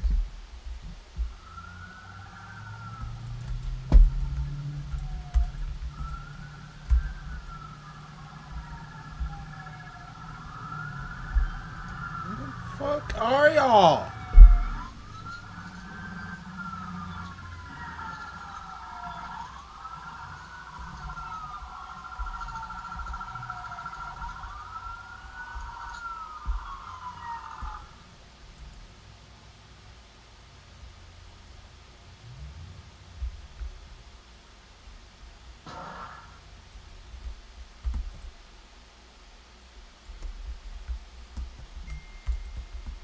It seems like a murder, right?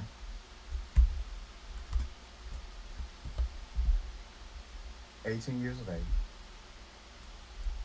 in college,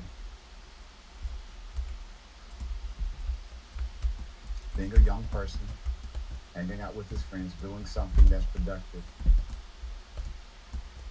Man, y'all are fucking stupid, man. Funds 26 obtained dispatch audio from the night of the incident, which includes the words accidental discharge. I want you to Are read y'all this. getting He quit he running said away? accidental Just discharge, which stay would with mean us and we'll what? kill him. Oh, And I I was shot him whipping by his ass. accident. Where are It was you a fucking mistake. going? An accidental discharge. You got to put force to pull that trigger. Run forward. Your gun has to be off the safe. You have to have your gun pointed. Every cop is trained. Do not unholster your weapon unless you plan to use it or you know you may need to use it. It's a long way from accidental here. In his attorney, Charles Adams' words, this is what happened. This video of the murder of John Mendoza Jr. by a county sheriff's deputy that defeats all those police apologists trying to victim blame an 18-year-old kid with no criminal history, no weapons, and no drugs, who had a reputation for both excellence and kindness. There is a robust online effort to claim the shooting was justified because John committed traffic violations after a pretextual oppressive racial profiling stop because he wanted to drive home to his father. He was not speeding. He was not fleeing. He was merely failing to yield, a Class C misdemeanor, because he was afraid of a creepy bully cop who stalked him and his friends at a park. Felony evading requires the intentional effort to flee the police. That did not happen. There's no felony here. He just wanted his dad, the father who raised him by himself since he was 3 years old. Turn on the audio. No commands, no directives, just immediate murder. I've spoken with another former police officer of that same county who has conveyed disturbing allegations about recent prior excessive force by this deputy that resulted in no action by the sheriff's office. That's Charles Adam. They call him Charles Adam, big angry trial lawyer. All right, he's a great lawyer. County Sheriff Bo Stallman provided the following statement. Quote, "This is a serious matter, and I hear the concerns and emotions expressed throughout our community. From the outset, I've requested an independent investigation of the shooting and the events that led up to it. This investigation is being conducted by the Texas Rangers and the County Criminal District Attorney's Office. Meanwhile, the identity of the deputy is being protected. The District Attorney's Office and Texas Rangers, that's your state agency, are leading the investigation and confirmed earlier this week that the case will be sent to a grand jury. The Mendoza family and the community are asking for more, including for the Department of Justice to investigate. John's father said, quote, "I see him lying there. I'm checking pulses. I'm grabbing his hands." End quote. His father told Fox 26, quote, "I'm kissing him, telling him I love him, trying to get him to respond. My son's body laid there lifeless with nothing. They took the best thing of me. He was a good kid. There's been no information. They seem to want tons of information from me, and I've got nothing," his father said. He also described his son's killing as an execution. In any other situation, somebody would be arrested for this murder, and that is correct. So we stand with you. Our prayers and our positive intentions are with you, and we will stay on top of this story. If there's anything we can do at Indisputable, please let us know.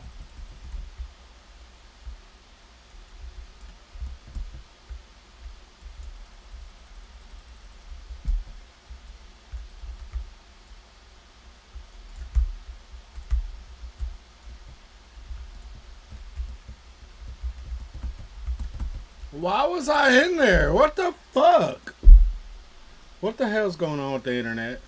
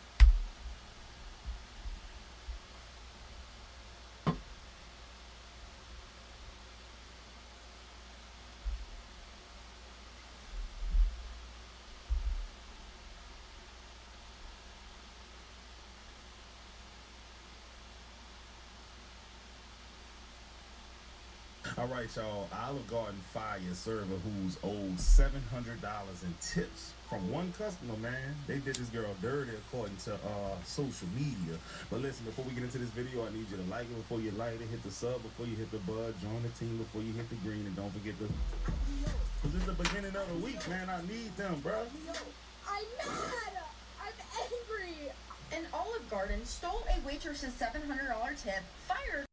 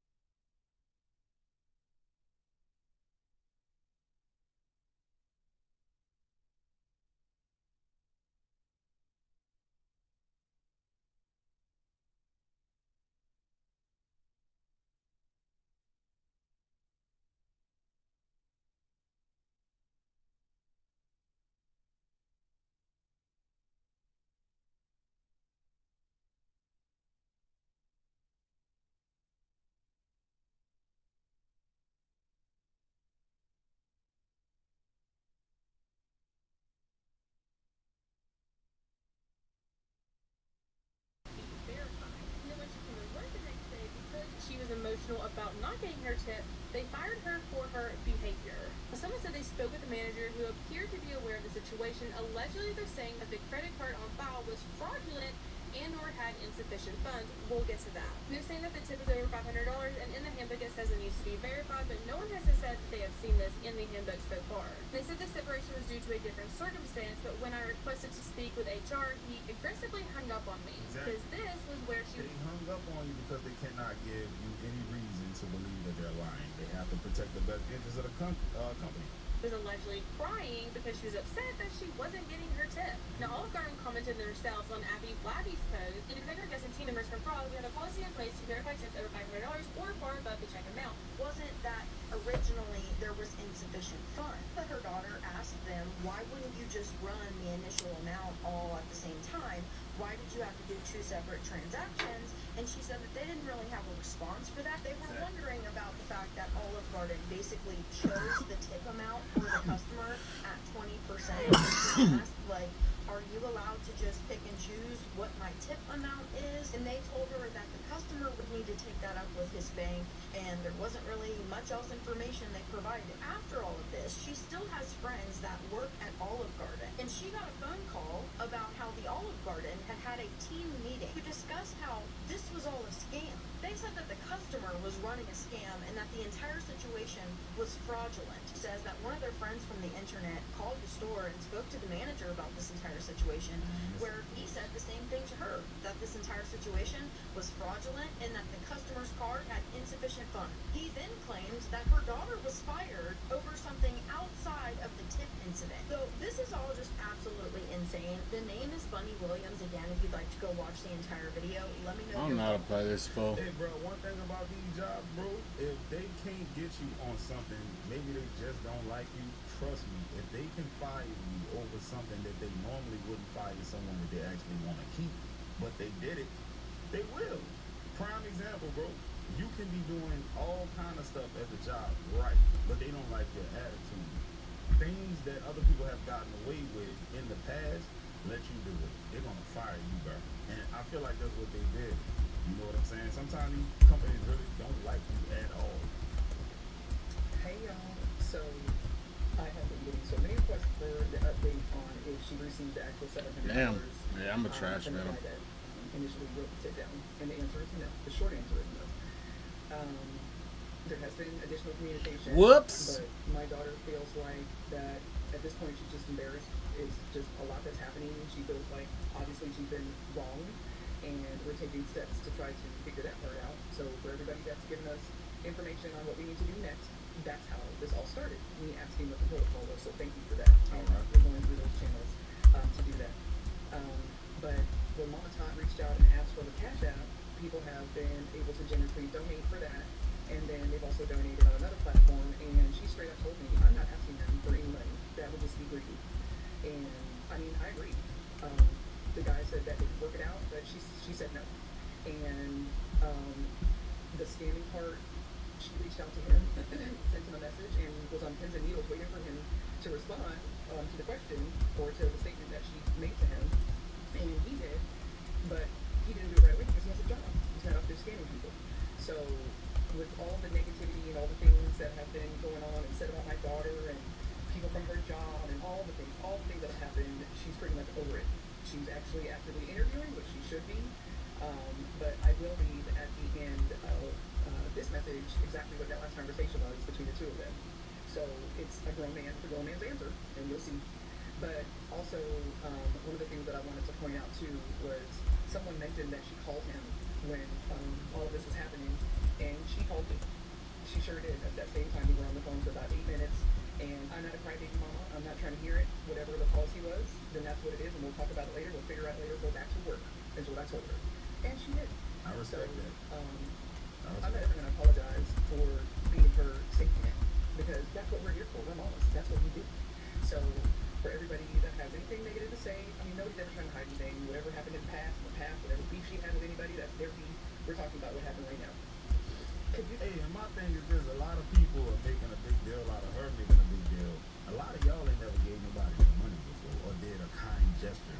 I've done things for people and seen people get emotional over $20. $20 $25, $30, and say, "Oh my God, thank you so much. You for real? You didn't have to do this." I've seen that for little amounts of money. I can only imagine if somebody going through something financially and you give them. I ain't no good with Venom. Let's go with the other spider. Away from them because of management, policies, and all that kind of shit. They gonna go crazy. I already know, dog. I already know. Especially here in New Orleans. I know they ain't from New Orleans, but man, if I was to go and give a regular person $700 at a restaurant, but they might start crying, dead ass serious, off the emotions of me giving it to them, and then you go and take it, they probably gonna flip some furniture up in that thing, man. Just imagine what would actually have happened if they swiped that card for the whole entire amount. You wouldn't be seeing my face right now. That part. Because that's 100% of the truth. So, check out the message. Love y'all. Bye for now. Alright, what does it say? Anything else I can do to help with your situation? Can attach a screenshot of the updated charge when I get off work. Thank you. They told me it was no longer their concern. Wow. People think you're my ex and this is a scam. This screenshot ain't gonna do nothing though. If people gonna think that, then that's what they gonna think. They gonna say the message fake or anything. Should just stop listening to what everybody talking about and take the steps needed for real results versus responding to people on social media. But no, I am not your boyfriend, I guess, and I do not scam. Thank you for justifying that. I have never had a video get this many views, but it does make me happy that the story got out and so many people are anti-Olive Garden after what happened to that poor server who was tipped $700 by a regular customer, and obviously the manager was trying to steal the tip. Now, I could see running the card and waiting to see if it goes through, but they fired her before they could do that. So they gave her $6. They said, you get 20% on the tip. So the bill was $32. They gave her $6. And then the next day, after she was fired, they tried to run the card for $693. And they didn't have the card in their hand at that point. How y'all just go let me run in and not follow up with me? You fuck mother. How would they get the number though?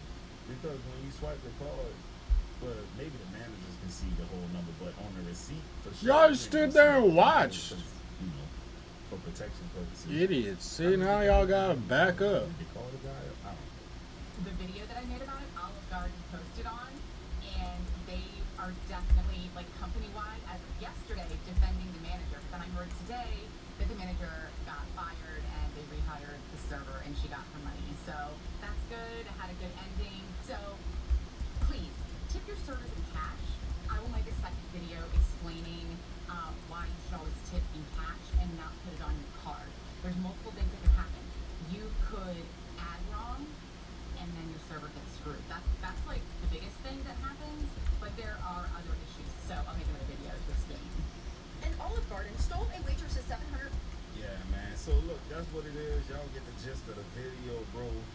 Dog, if you think these companies are loyal and they care about you, they don't. And I'm keeping it real with you, man. You gotta look out for you and yours. You know what I'm saying? Because if you don't get yours, they're gonna get theirs. So I'd rather you get yours and they don't get another. Holla at your boy. Don't forget to hype me up. You feel me?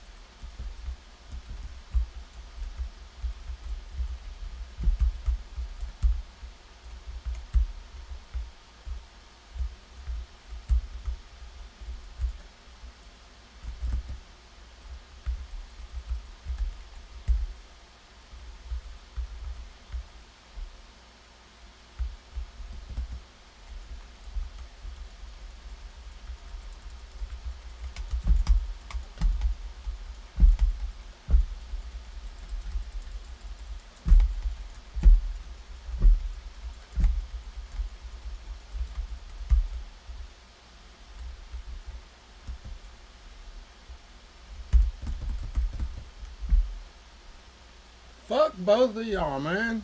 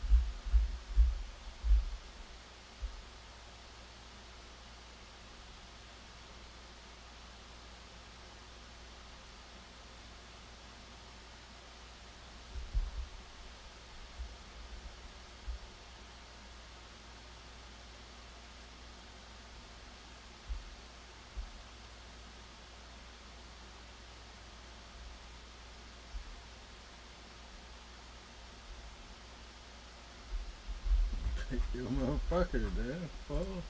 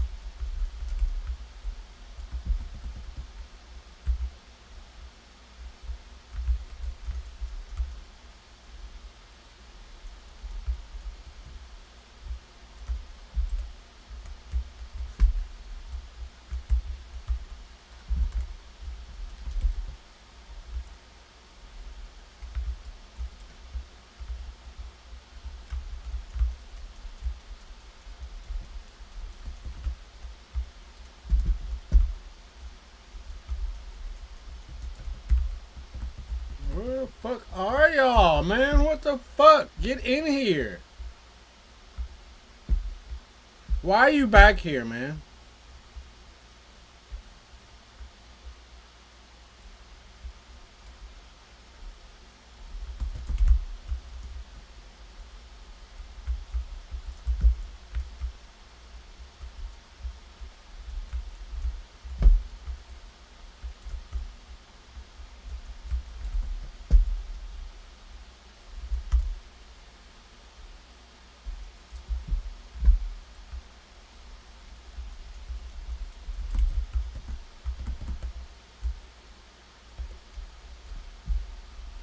Why? How y'all not on the point?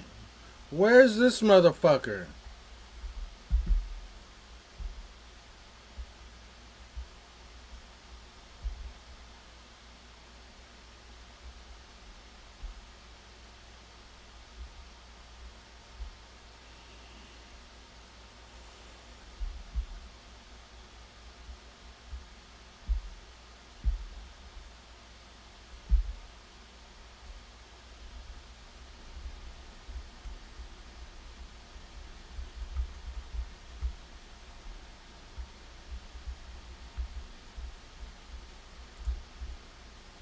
You kill anyone though?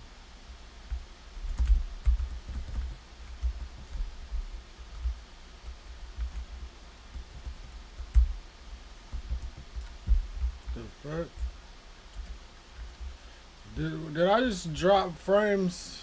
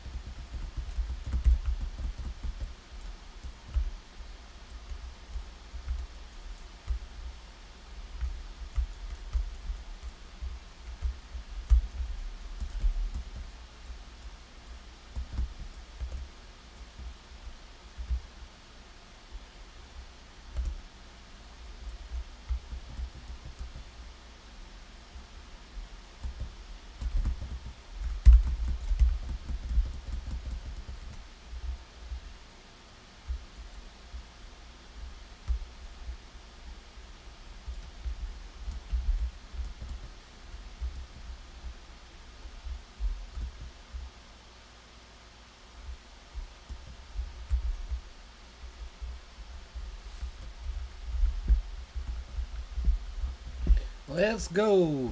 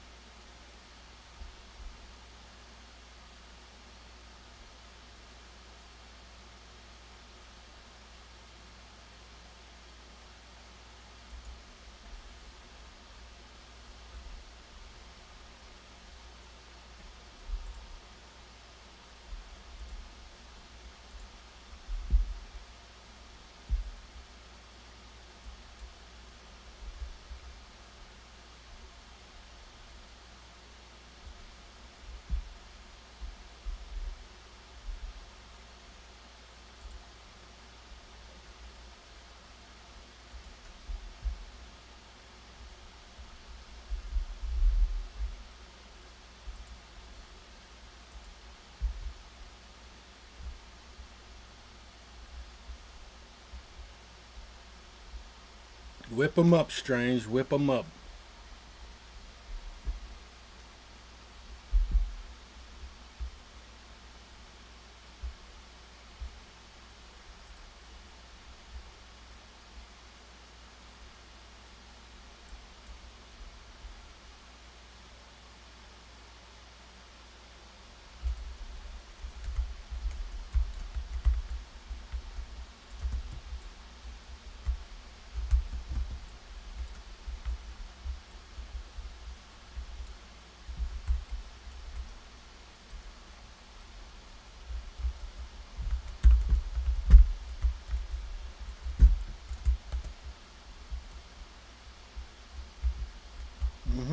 Now they back there. Now push.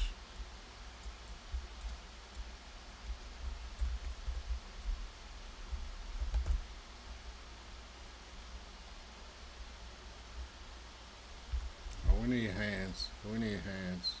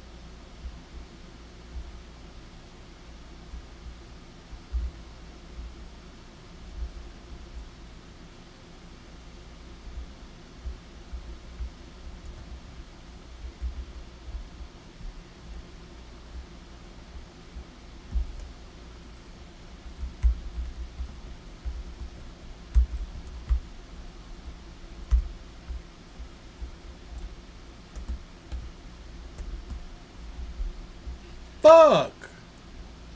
Come on, y'all always nut up when in crunch time when they ain't got shit going on. Push these motherfuckers.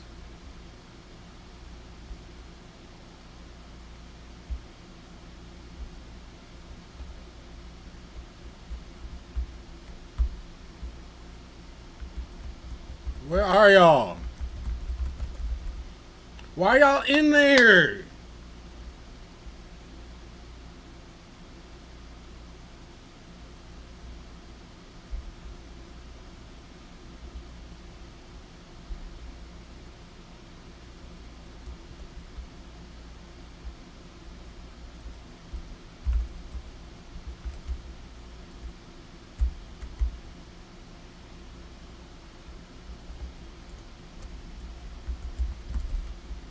Oh my God, y'all, come on. Y'all gotta push. Okay, maybe I gotta understand that they're playing like, they're playing scared.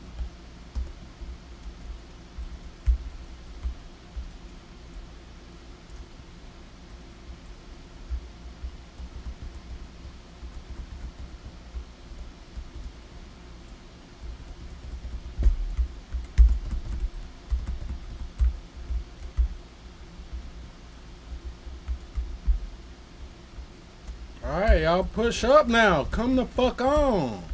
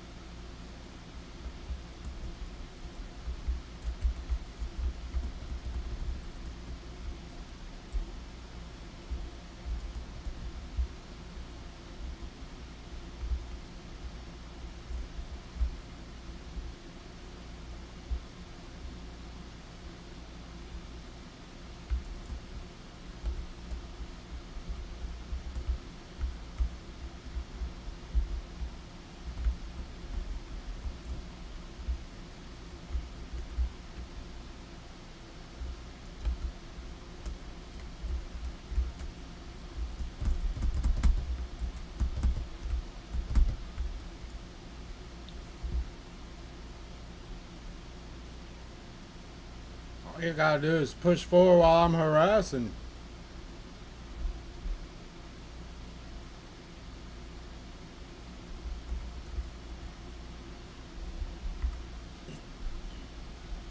I guess that's what they were doing.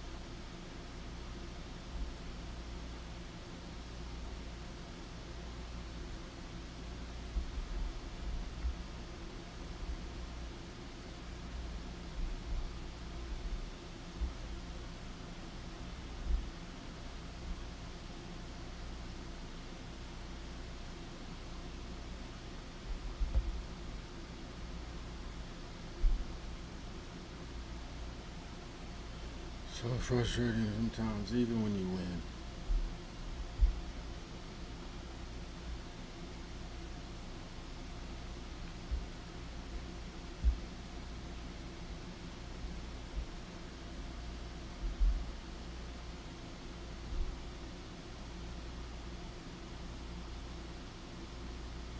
There is a crisis happening in the classrooms, and the teachers on the front lines are the ones sounding the alarm. So yesterday I came to the realization my students can't read.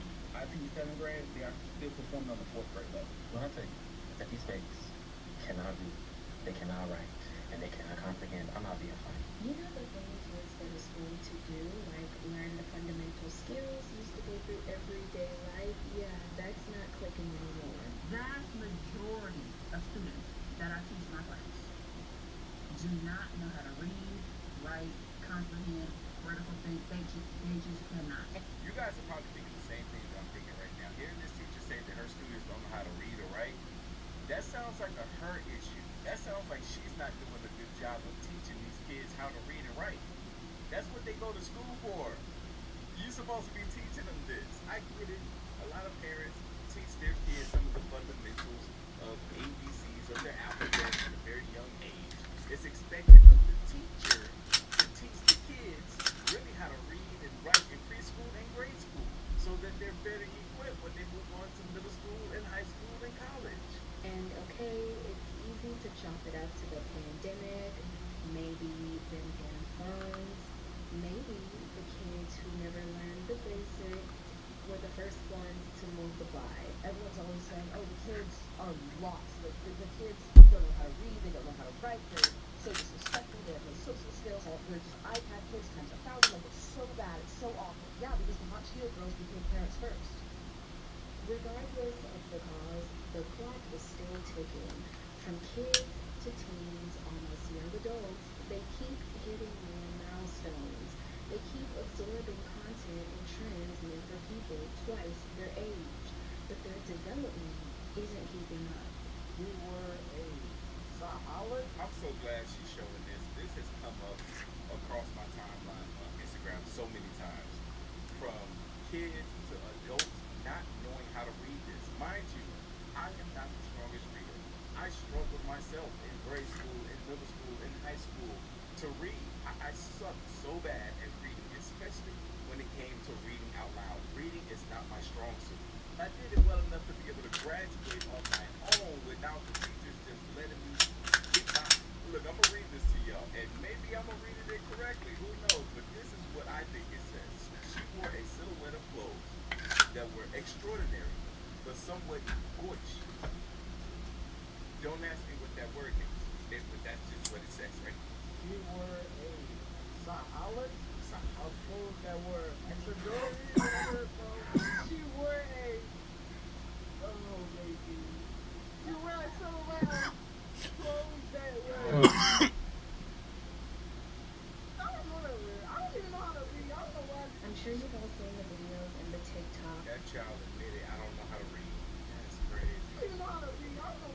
sure you've all seen the videos and the TikToks. Gen Alpha can't read, they don't play outside, brain rot, iPad kid. It's a conversation that's spiraling all over the internet. But in this video, we need to talk about the root cause of the crisis that no one else is discussing, and also how these kids were basically set up to fail from the jump. So I recently learned of something that took me by surprise, and it's the fact that in this day and age, they are allowing kids to graduate school without really ever learning to read or write properly. I feel like this started with that whole participation trophy thing. Y'all remember that? Where they were giving kids trophies for just simply participating, even though the other team won. I knew that once they started doing mess like that it can only go downhill from here. There's a huge reason why the older generation looks at the current classroom situation and shakes their head. Most likely because they remember when the entire system was built to prepare kids for the heavy responsibilities of the world. The bulwark of the American form of government is education. What do we see here that is not in today's class? Cursive handwriting. This man is pointing to these words on the board. They're cursive, they're written in cursive. And this is something that they have taken out of the school curriculum. Learning how to read and write in cursive is no longer necessary. But for us conspiracy theorists over here, I'm sure y'all know why it is that we believe that they took learning how to read and write in cursive out of the school curriculums. It's because they don't want kids to learn how to read certain documents, past or present. If it's written in cursive, they won't know how to read it. My future kids, if I ever do have any, will learn how to read and write in cursive. I will teach them myself because I think it's absolutely unacceptable. Why would they not teach kids how to read and write in cursive? It's almost like they're not even trying to hide the fact that they're basically trying to erase humans out of existence. Because why aren't you teaching fundamental things that our children should know? Learning how to read, learning how to write, not just in cursive. These kids can't read and write, period. It's like they want them to be just smart enough to learn how to use the devices that will eventually take over everything. For true democracy can exist only among a people prepared from childhood for the responsibilities of citizenship. Yes. Back in the day, these students were learning, but it went way past your basic math, okay? Sure, they learned how to read, right alongside learning how to manage a household and handle hands-on trades. The two older children go to an LCC primary school. They learn not only from books, they also learn how to become good citizens able to earn their living. Girls, for instance, enjoy domestic science, boys carpentry, metalwork, and so on. Look, we all know schools back then were a lot more stricter than schools today. I'm pretty sure your grandparents have told you they used to beat us with rulers back in the day. And they weren't lying. The entire classroom was ran on a strict program and pure fear. And the schools could be pretty strict. Students would sit politely on wooden benches for fear of caning. Come up here this instant, you little upstart. I'll show you who's teaching this class. Now, with me showing you all of those clips, I'm not saying you need to go back to the 1950s. Right. For obvious reasons. I'm also not trying to prove that kids back in the day were any better than kids today. But they were. But they really were. Yesterday I went to an event with a bunch of flight attendants, and I'm just out there scoping the scene, just kind of seeing how these people move and interact. And they were playing games. They were doing spelling bees, they were doing karaoke. And one thing that I found interesting when it came to the spelling bees is the oldest people were the smartest. There was a lady there. She was older than everyone. I'm not sure how old she was. She might have been in her mid to late 60s. And this woman, not only did she know how to spell every word, she knew the exact definition for the words that she spelled, and she could come up with a sentence for all of them. The same could not be said for the younger generation that was there. To show you how much the bar for academics, discipline, and just the expectations for a child to keep up in general have been lowered. The old school system used to operate on something way bigger than the standard things you'd expect children to learn. They taught them the huge responsibility of handling themselves, meaning they were forcing them to look at their own actions, fix, and then learn from then on. Hey, I can teach you how to punctuate and spell and how to write themes. But more important, you must learn to face responsibility. While you're a student at Lincoln High, it's your job to know what the lesson is, how it's to be done, and when it's expected. I can't make you responsible. That you have to do for Be a little yourself. less aggressive, this guy. That's all I have to say. I think some of this issue started as early as the 2000s. Because I remember being a senior in high school in 2006 and having a teacher, and I'm going to call this teacher out, Miss Van Buren, a math teacher, an algebra teacher, that did not teach her kids algebra. It was my first year of algebra. And here I have this teacher that's supposed to be teaching me algebra and not teaching me algebra. The smartest kids in the class were failing her class. We were all afraid that we were not going to graduate because we were all flunking out of her class. Every single student. The smart ones, the kids that had A's across the boards and all their other classes, they were barely scraping by with a D. Barely. And we would tell Ms. Van Buren on a daily basis, hey, Ms. Van Buren, you're giving us this work to do, but you're not explaining how to do it. You're showing us the answer that you came to the conclusion of, but you didn't explain to us how you got to that answer. And she would get mad and upset with us to the point where me, my buddy Braxton, and my buddy Tanat had to write and sign and create a petition to get this teacher fired. We had people that graduated in the 90s sign their name on that list because they had her as a teacher. We thought we was going to get maybe 20, 25 names at max. We got over 200 people names signed on that list.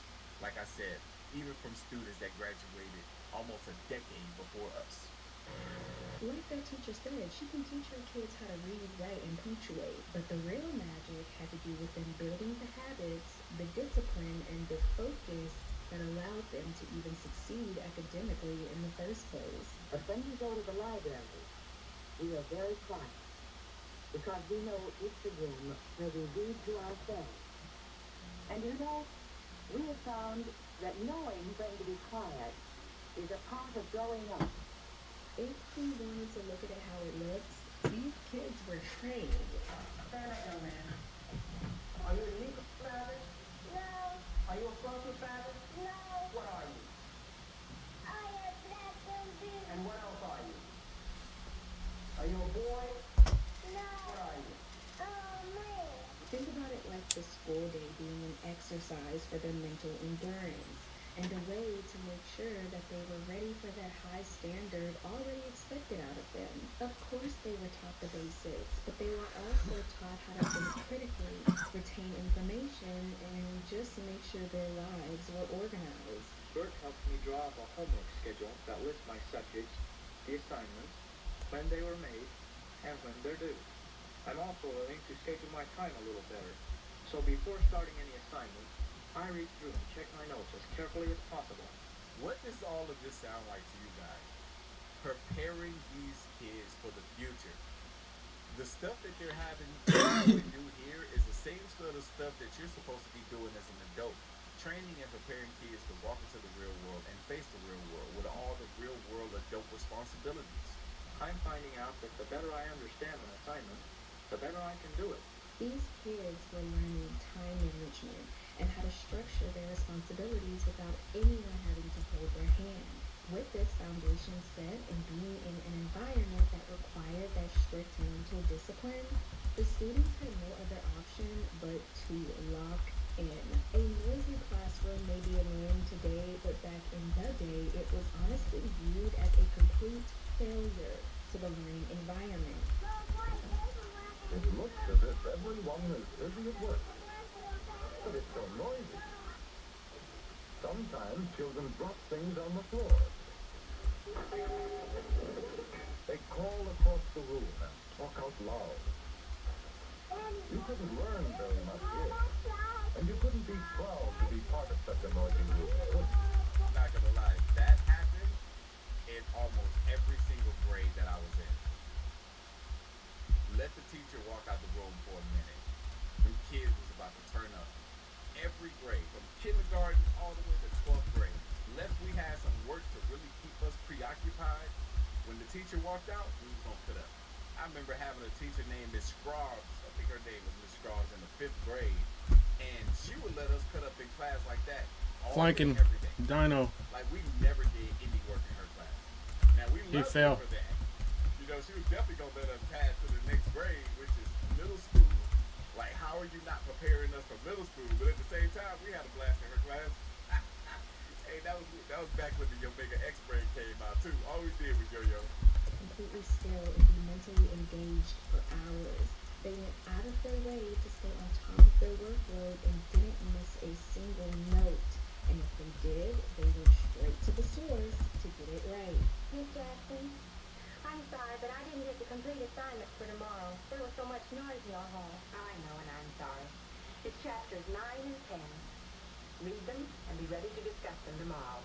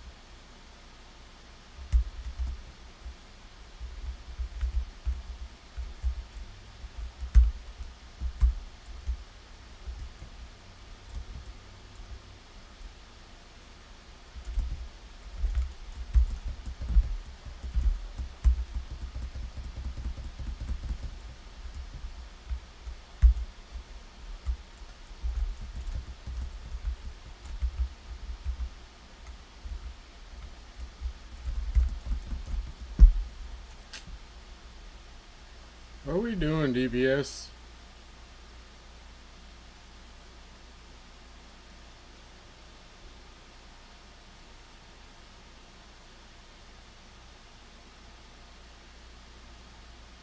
Are y'all touching anyone? Like, what the hell?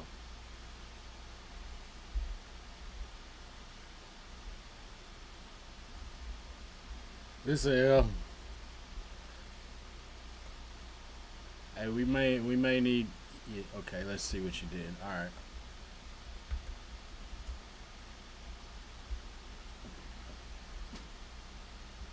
Oh, relax. Constructive. Constructive.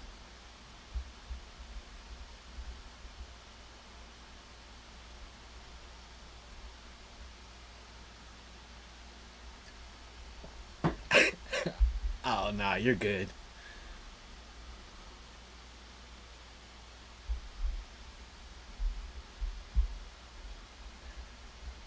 We got Aquaman now, so let's see.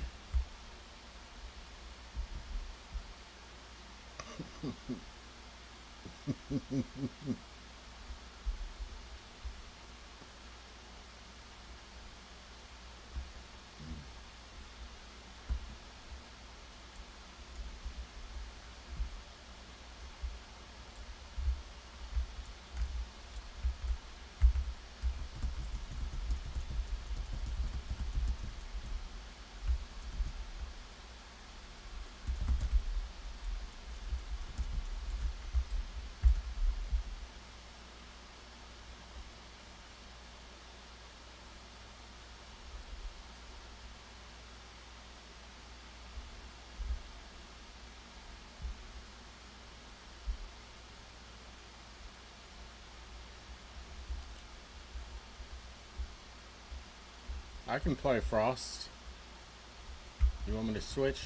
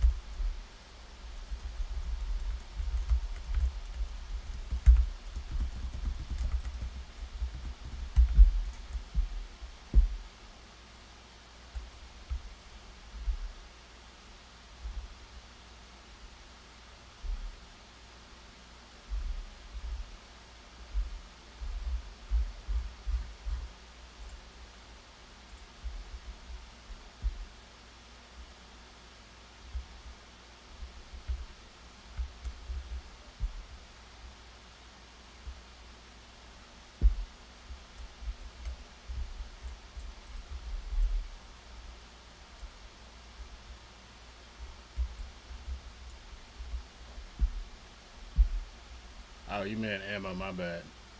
I'm tripping.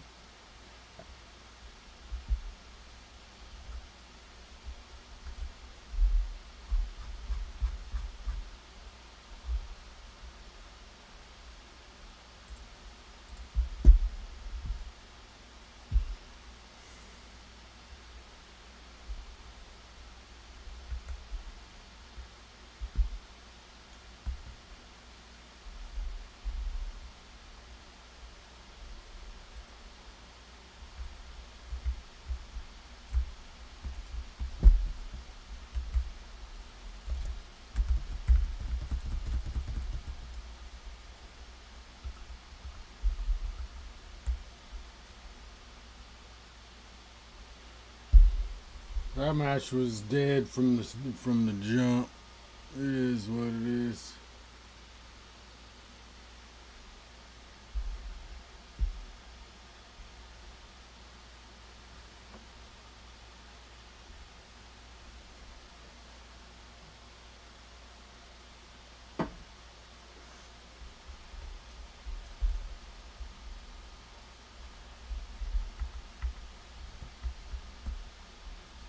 We don't need to linger. Let's go. Get another one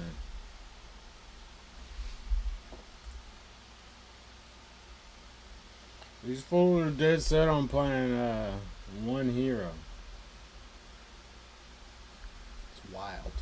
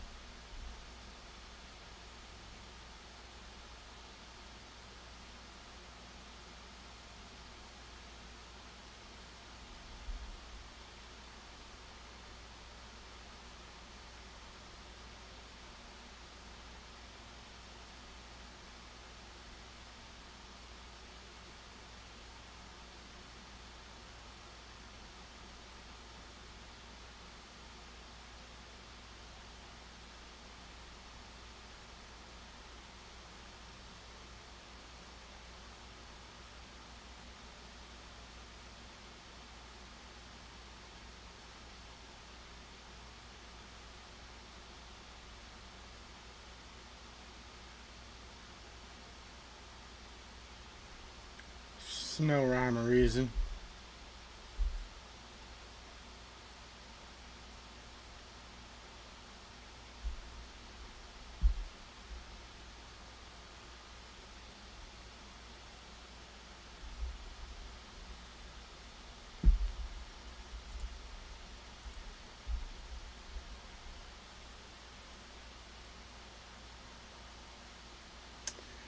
Boneheads.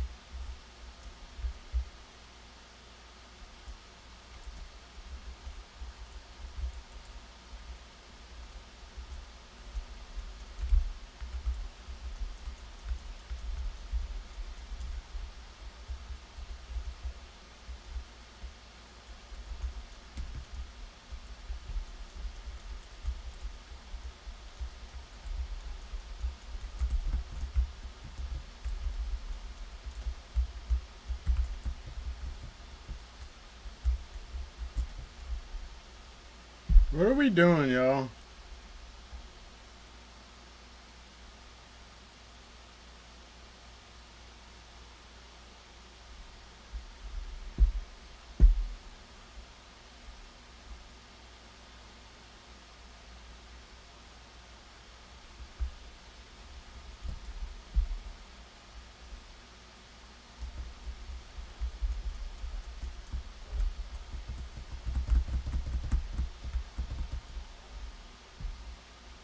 What are y'all doing? Oh, fuck that. I ain't taking this. I'm not tanking this. I'm not tanking this bullshit. Y'all are just chilling in the hallway. Nope. Nope. One of y'all switch to tank, and I'll jump in there.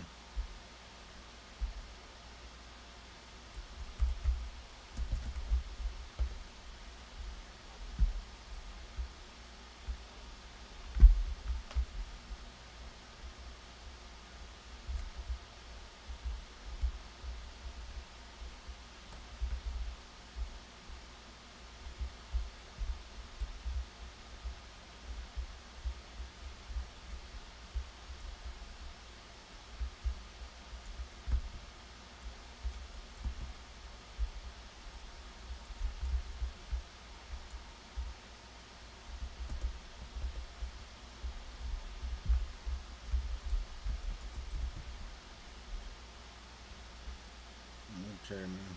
I'm not taking this shit. Alright, now y'all want to play right. Cold.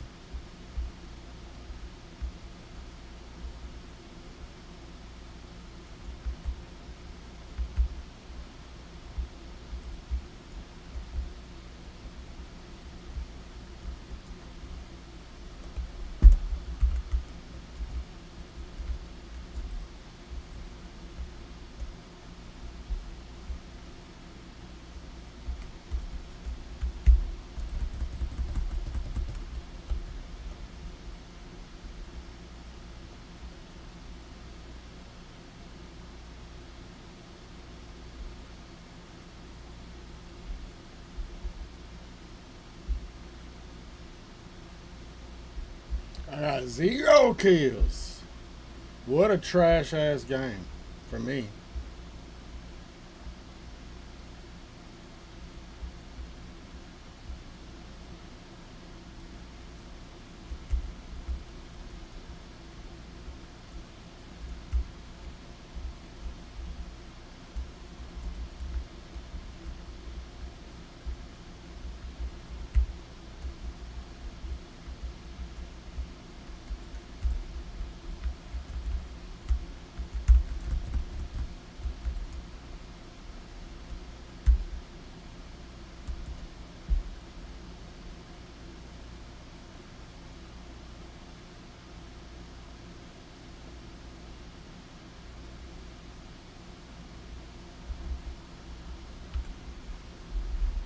Let's get up in there.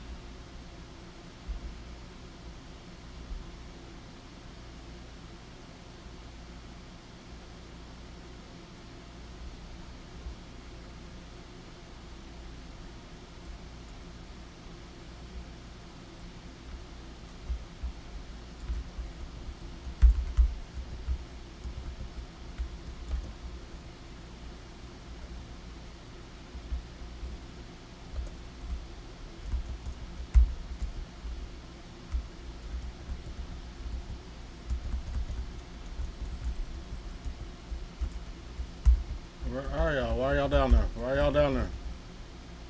Y'all get on point.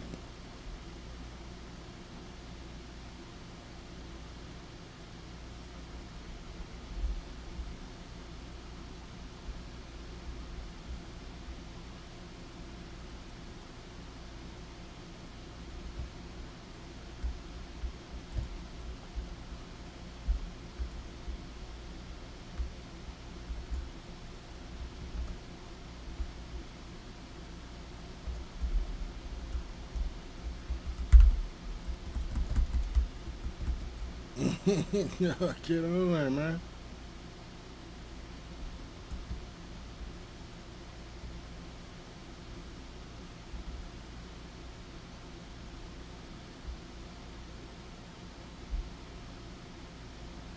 This is the dumbest group ever.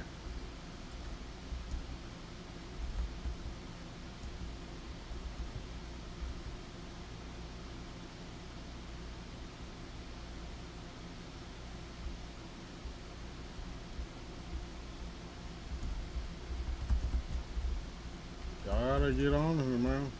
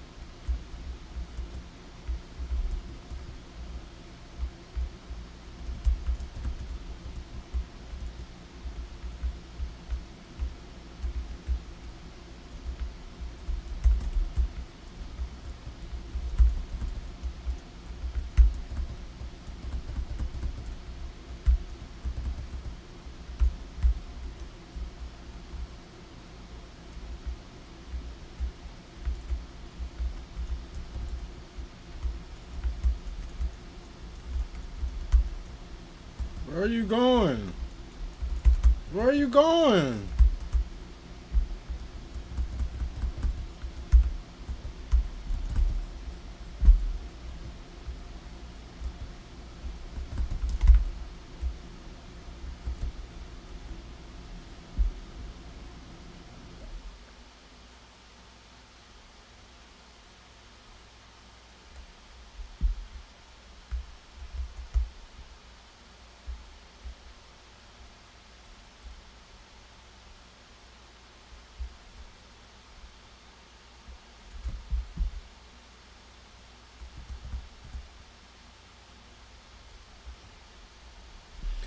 I don't know, 30K.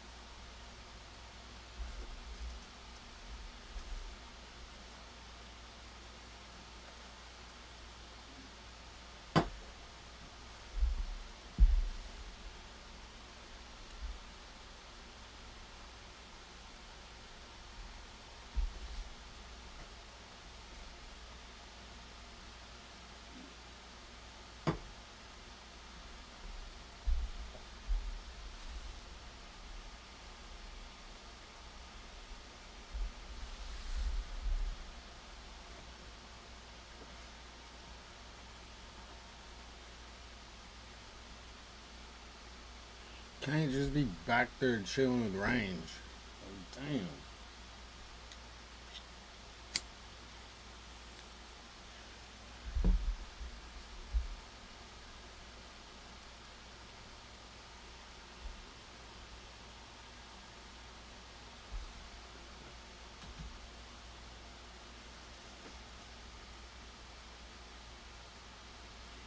Trying to melt the tank and then go after the fools in the back. And then talking about they're doing something. We not going for that, man.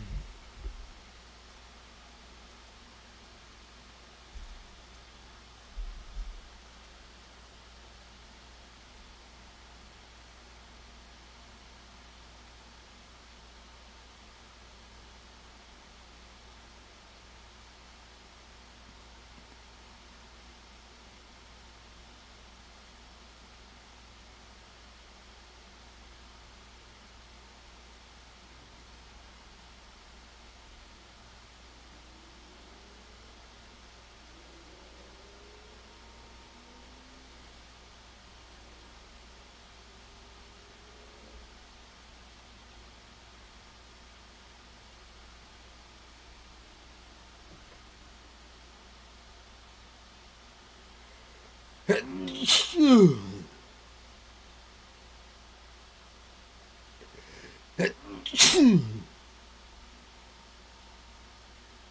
forgot the game was on.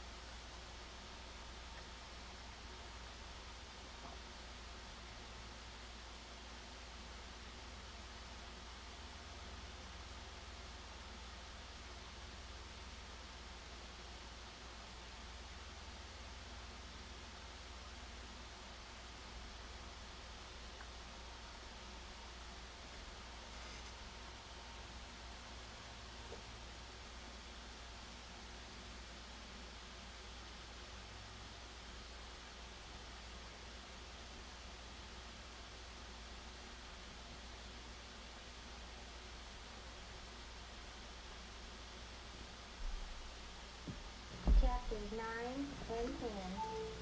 Read and be ready to recite in class. Back there chilling, man. Is that it? That's it.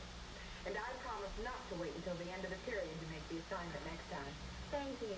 When you think about it, school was looked at as the first place that set you up to be a functioning citizen of the world. Society expected these young people to transition into adulthood immediately after graduation. You got the diploma, the baby was already on the way. You threw the graduation hat off your head and you were ready to throw you into the world. If I can do something, should be pissing me off, man.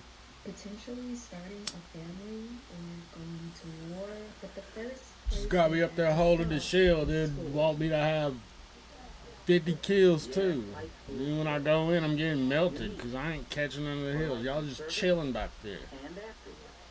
Can't press forward doing that bullshit. You gotta go scare them, people. Like, man, they really think they be doing something, and then blame you when you think when your stats say you having a bad guy.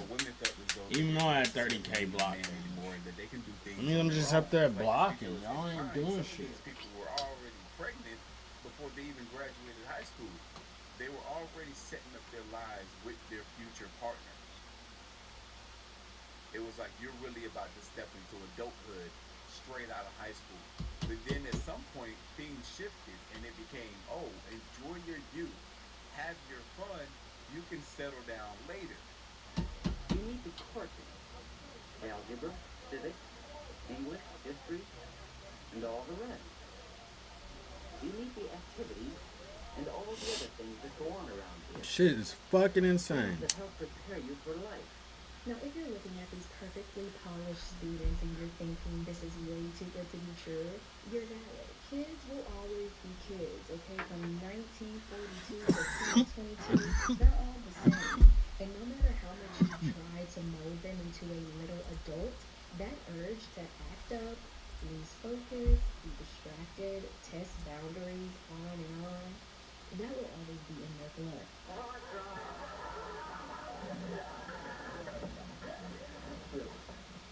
What kind of behavior do you call this? Wait a minute, you stay where you are. This is the kind of behavior I might have expected of you. All I do is leave the room for a few minutes, and what do I find? Confusion, disorder. And you, what are you doing? I was just going... Going to what? Throw the eraser, I suppose. The good thing I caught you. I'll make an example out of you. But that's enough out of you. Leave this room and report to the principal's office immediately. understood that children will naturally be children, but they also believed that natural children impulses weren't an excuse for bad behavior or poor performance. And even the students knew the expectations and the rules clearly, but staying focused obviously didn't come as natural to all. In class, for example, I know the rules. One is that to get the most out of a subject, you must follow the classwork. But I've gotten into the habit of letting my mind wander to other things. Either way, the students couldn't let those distractions start affecting them academically because that's when the pressure that not a lot of modern kids today have to worry about, might I add. And fast forward to today, we have a definition for why it is that people can't really focus in class, and they might call that ADHD.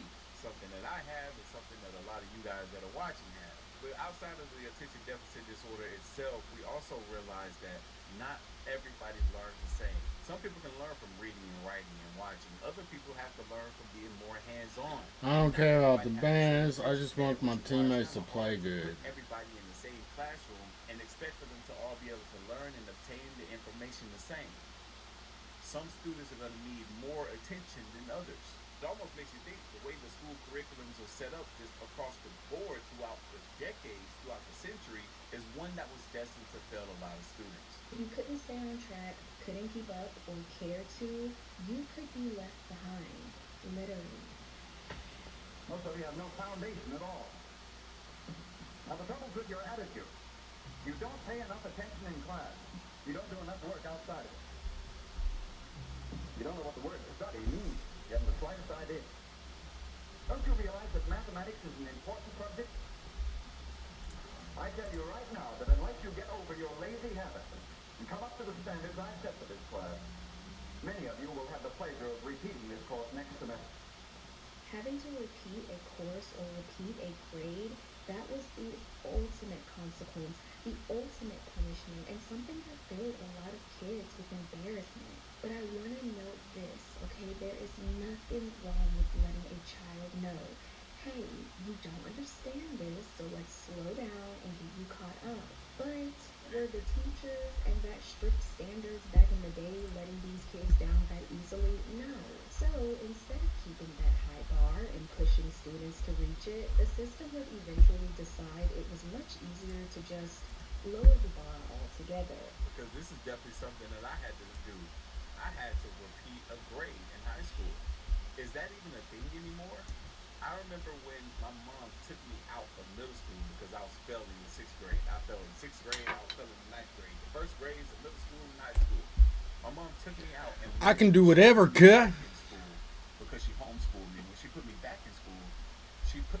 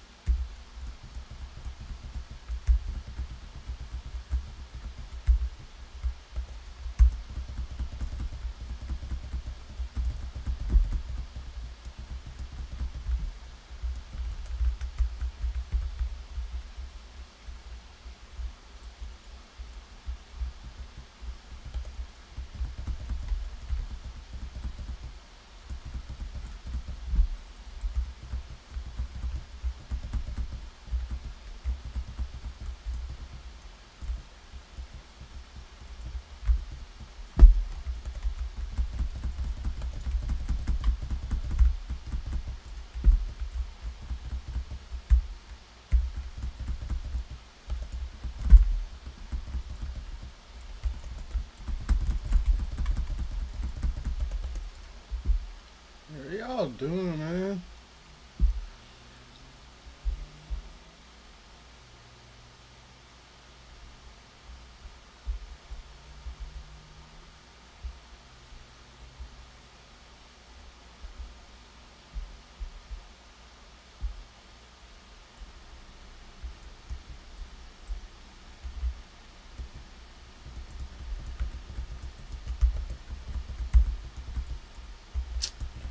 I ain't hear you. You just jumping everywhere.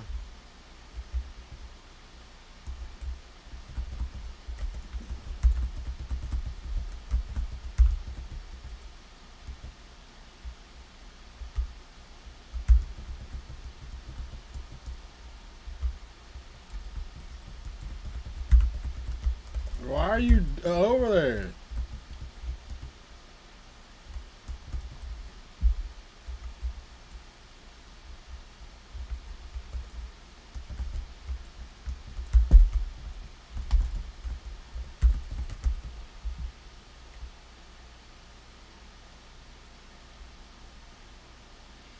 Y'all ain't killing nobody?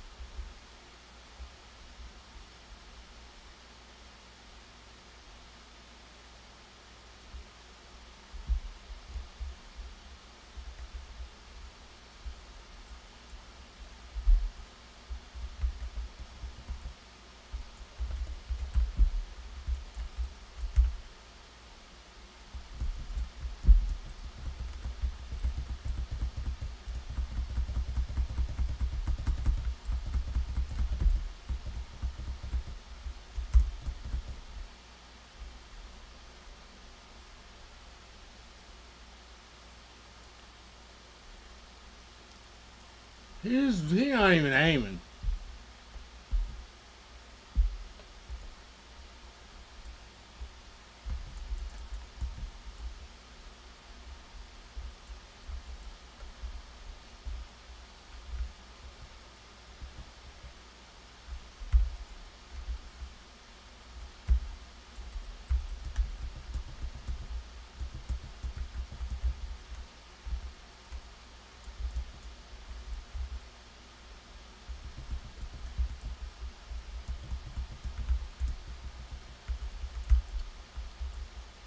Look where you're at, man. We can't hear you over there.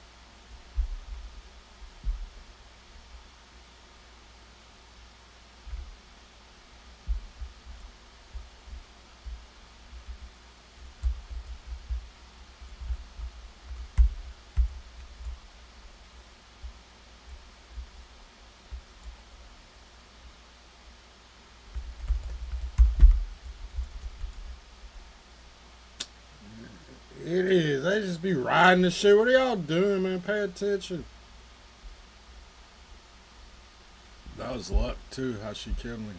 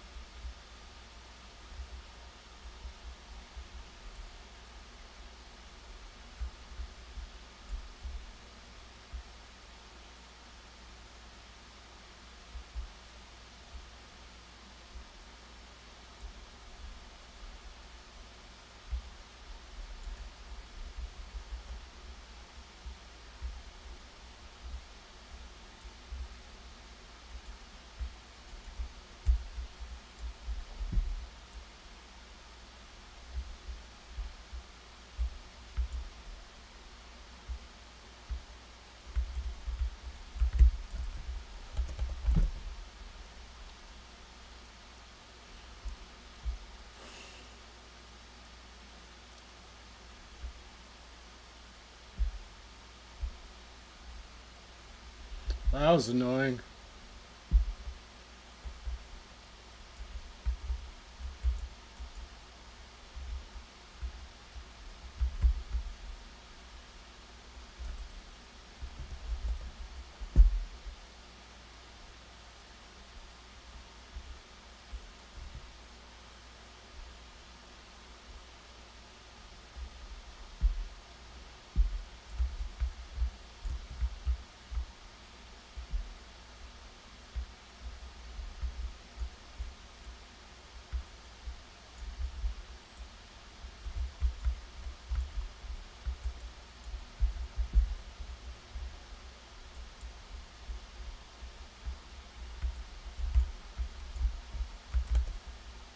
How's that shit still fucking going?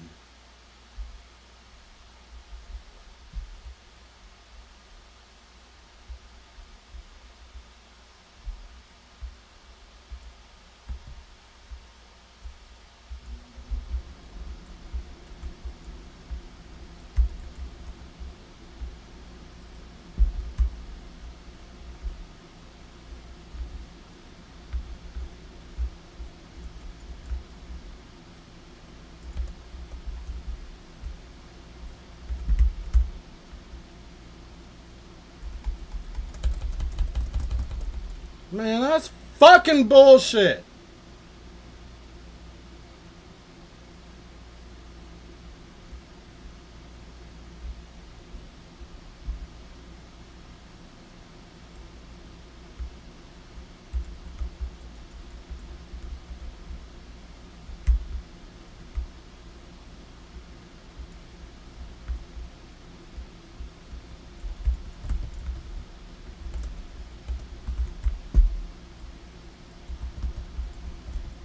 What the fuck is that alt, man?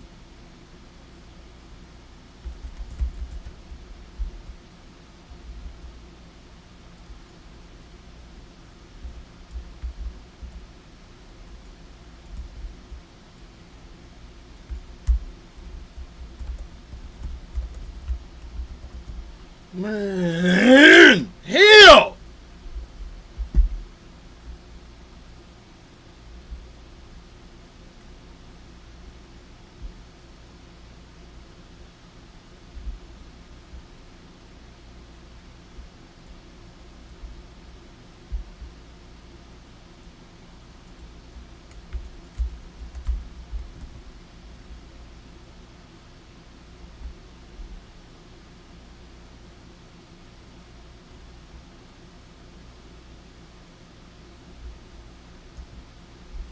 Their ults are just non-stop too.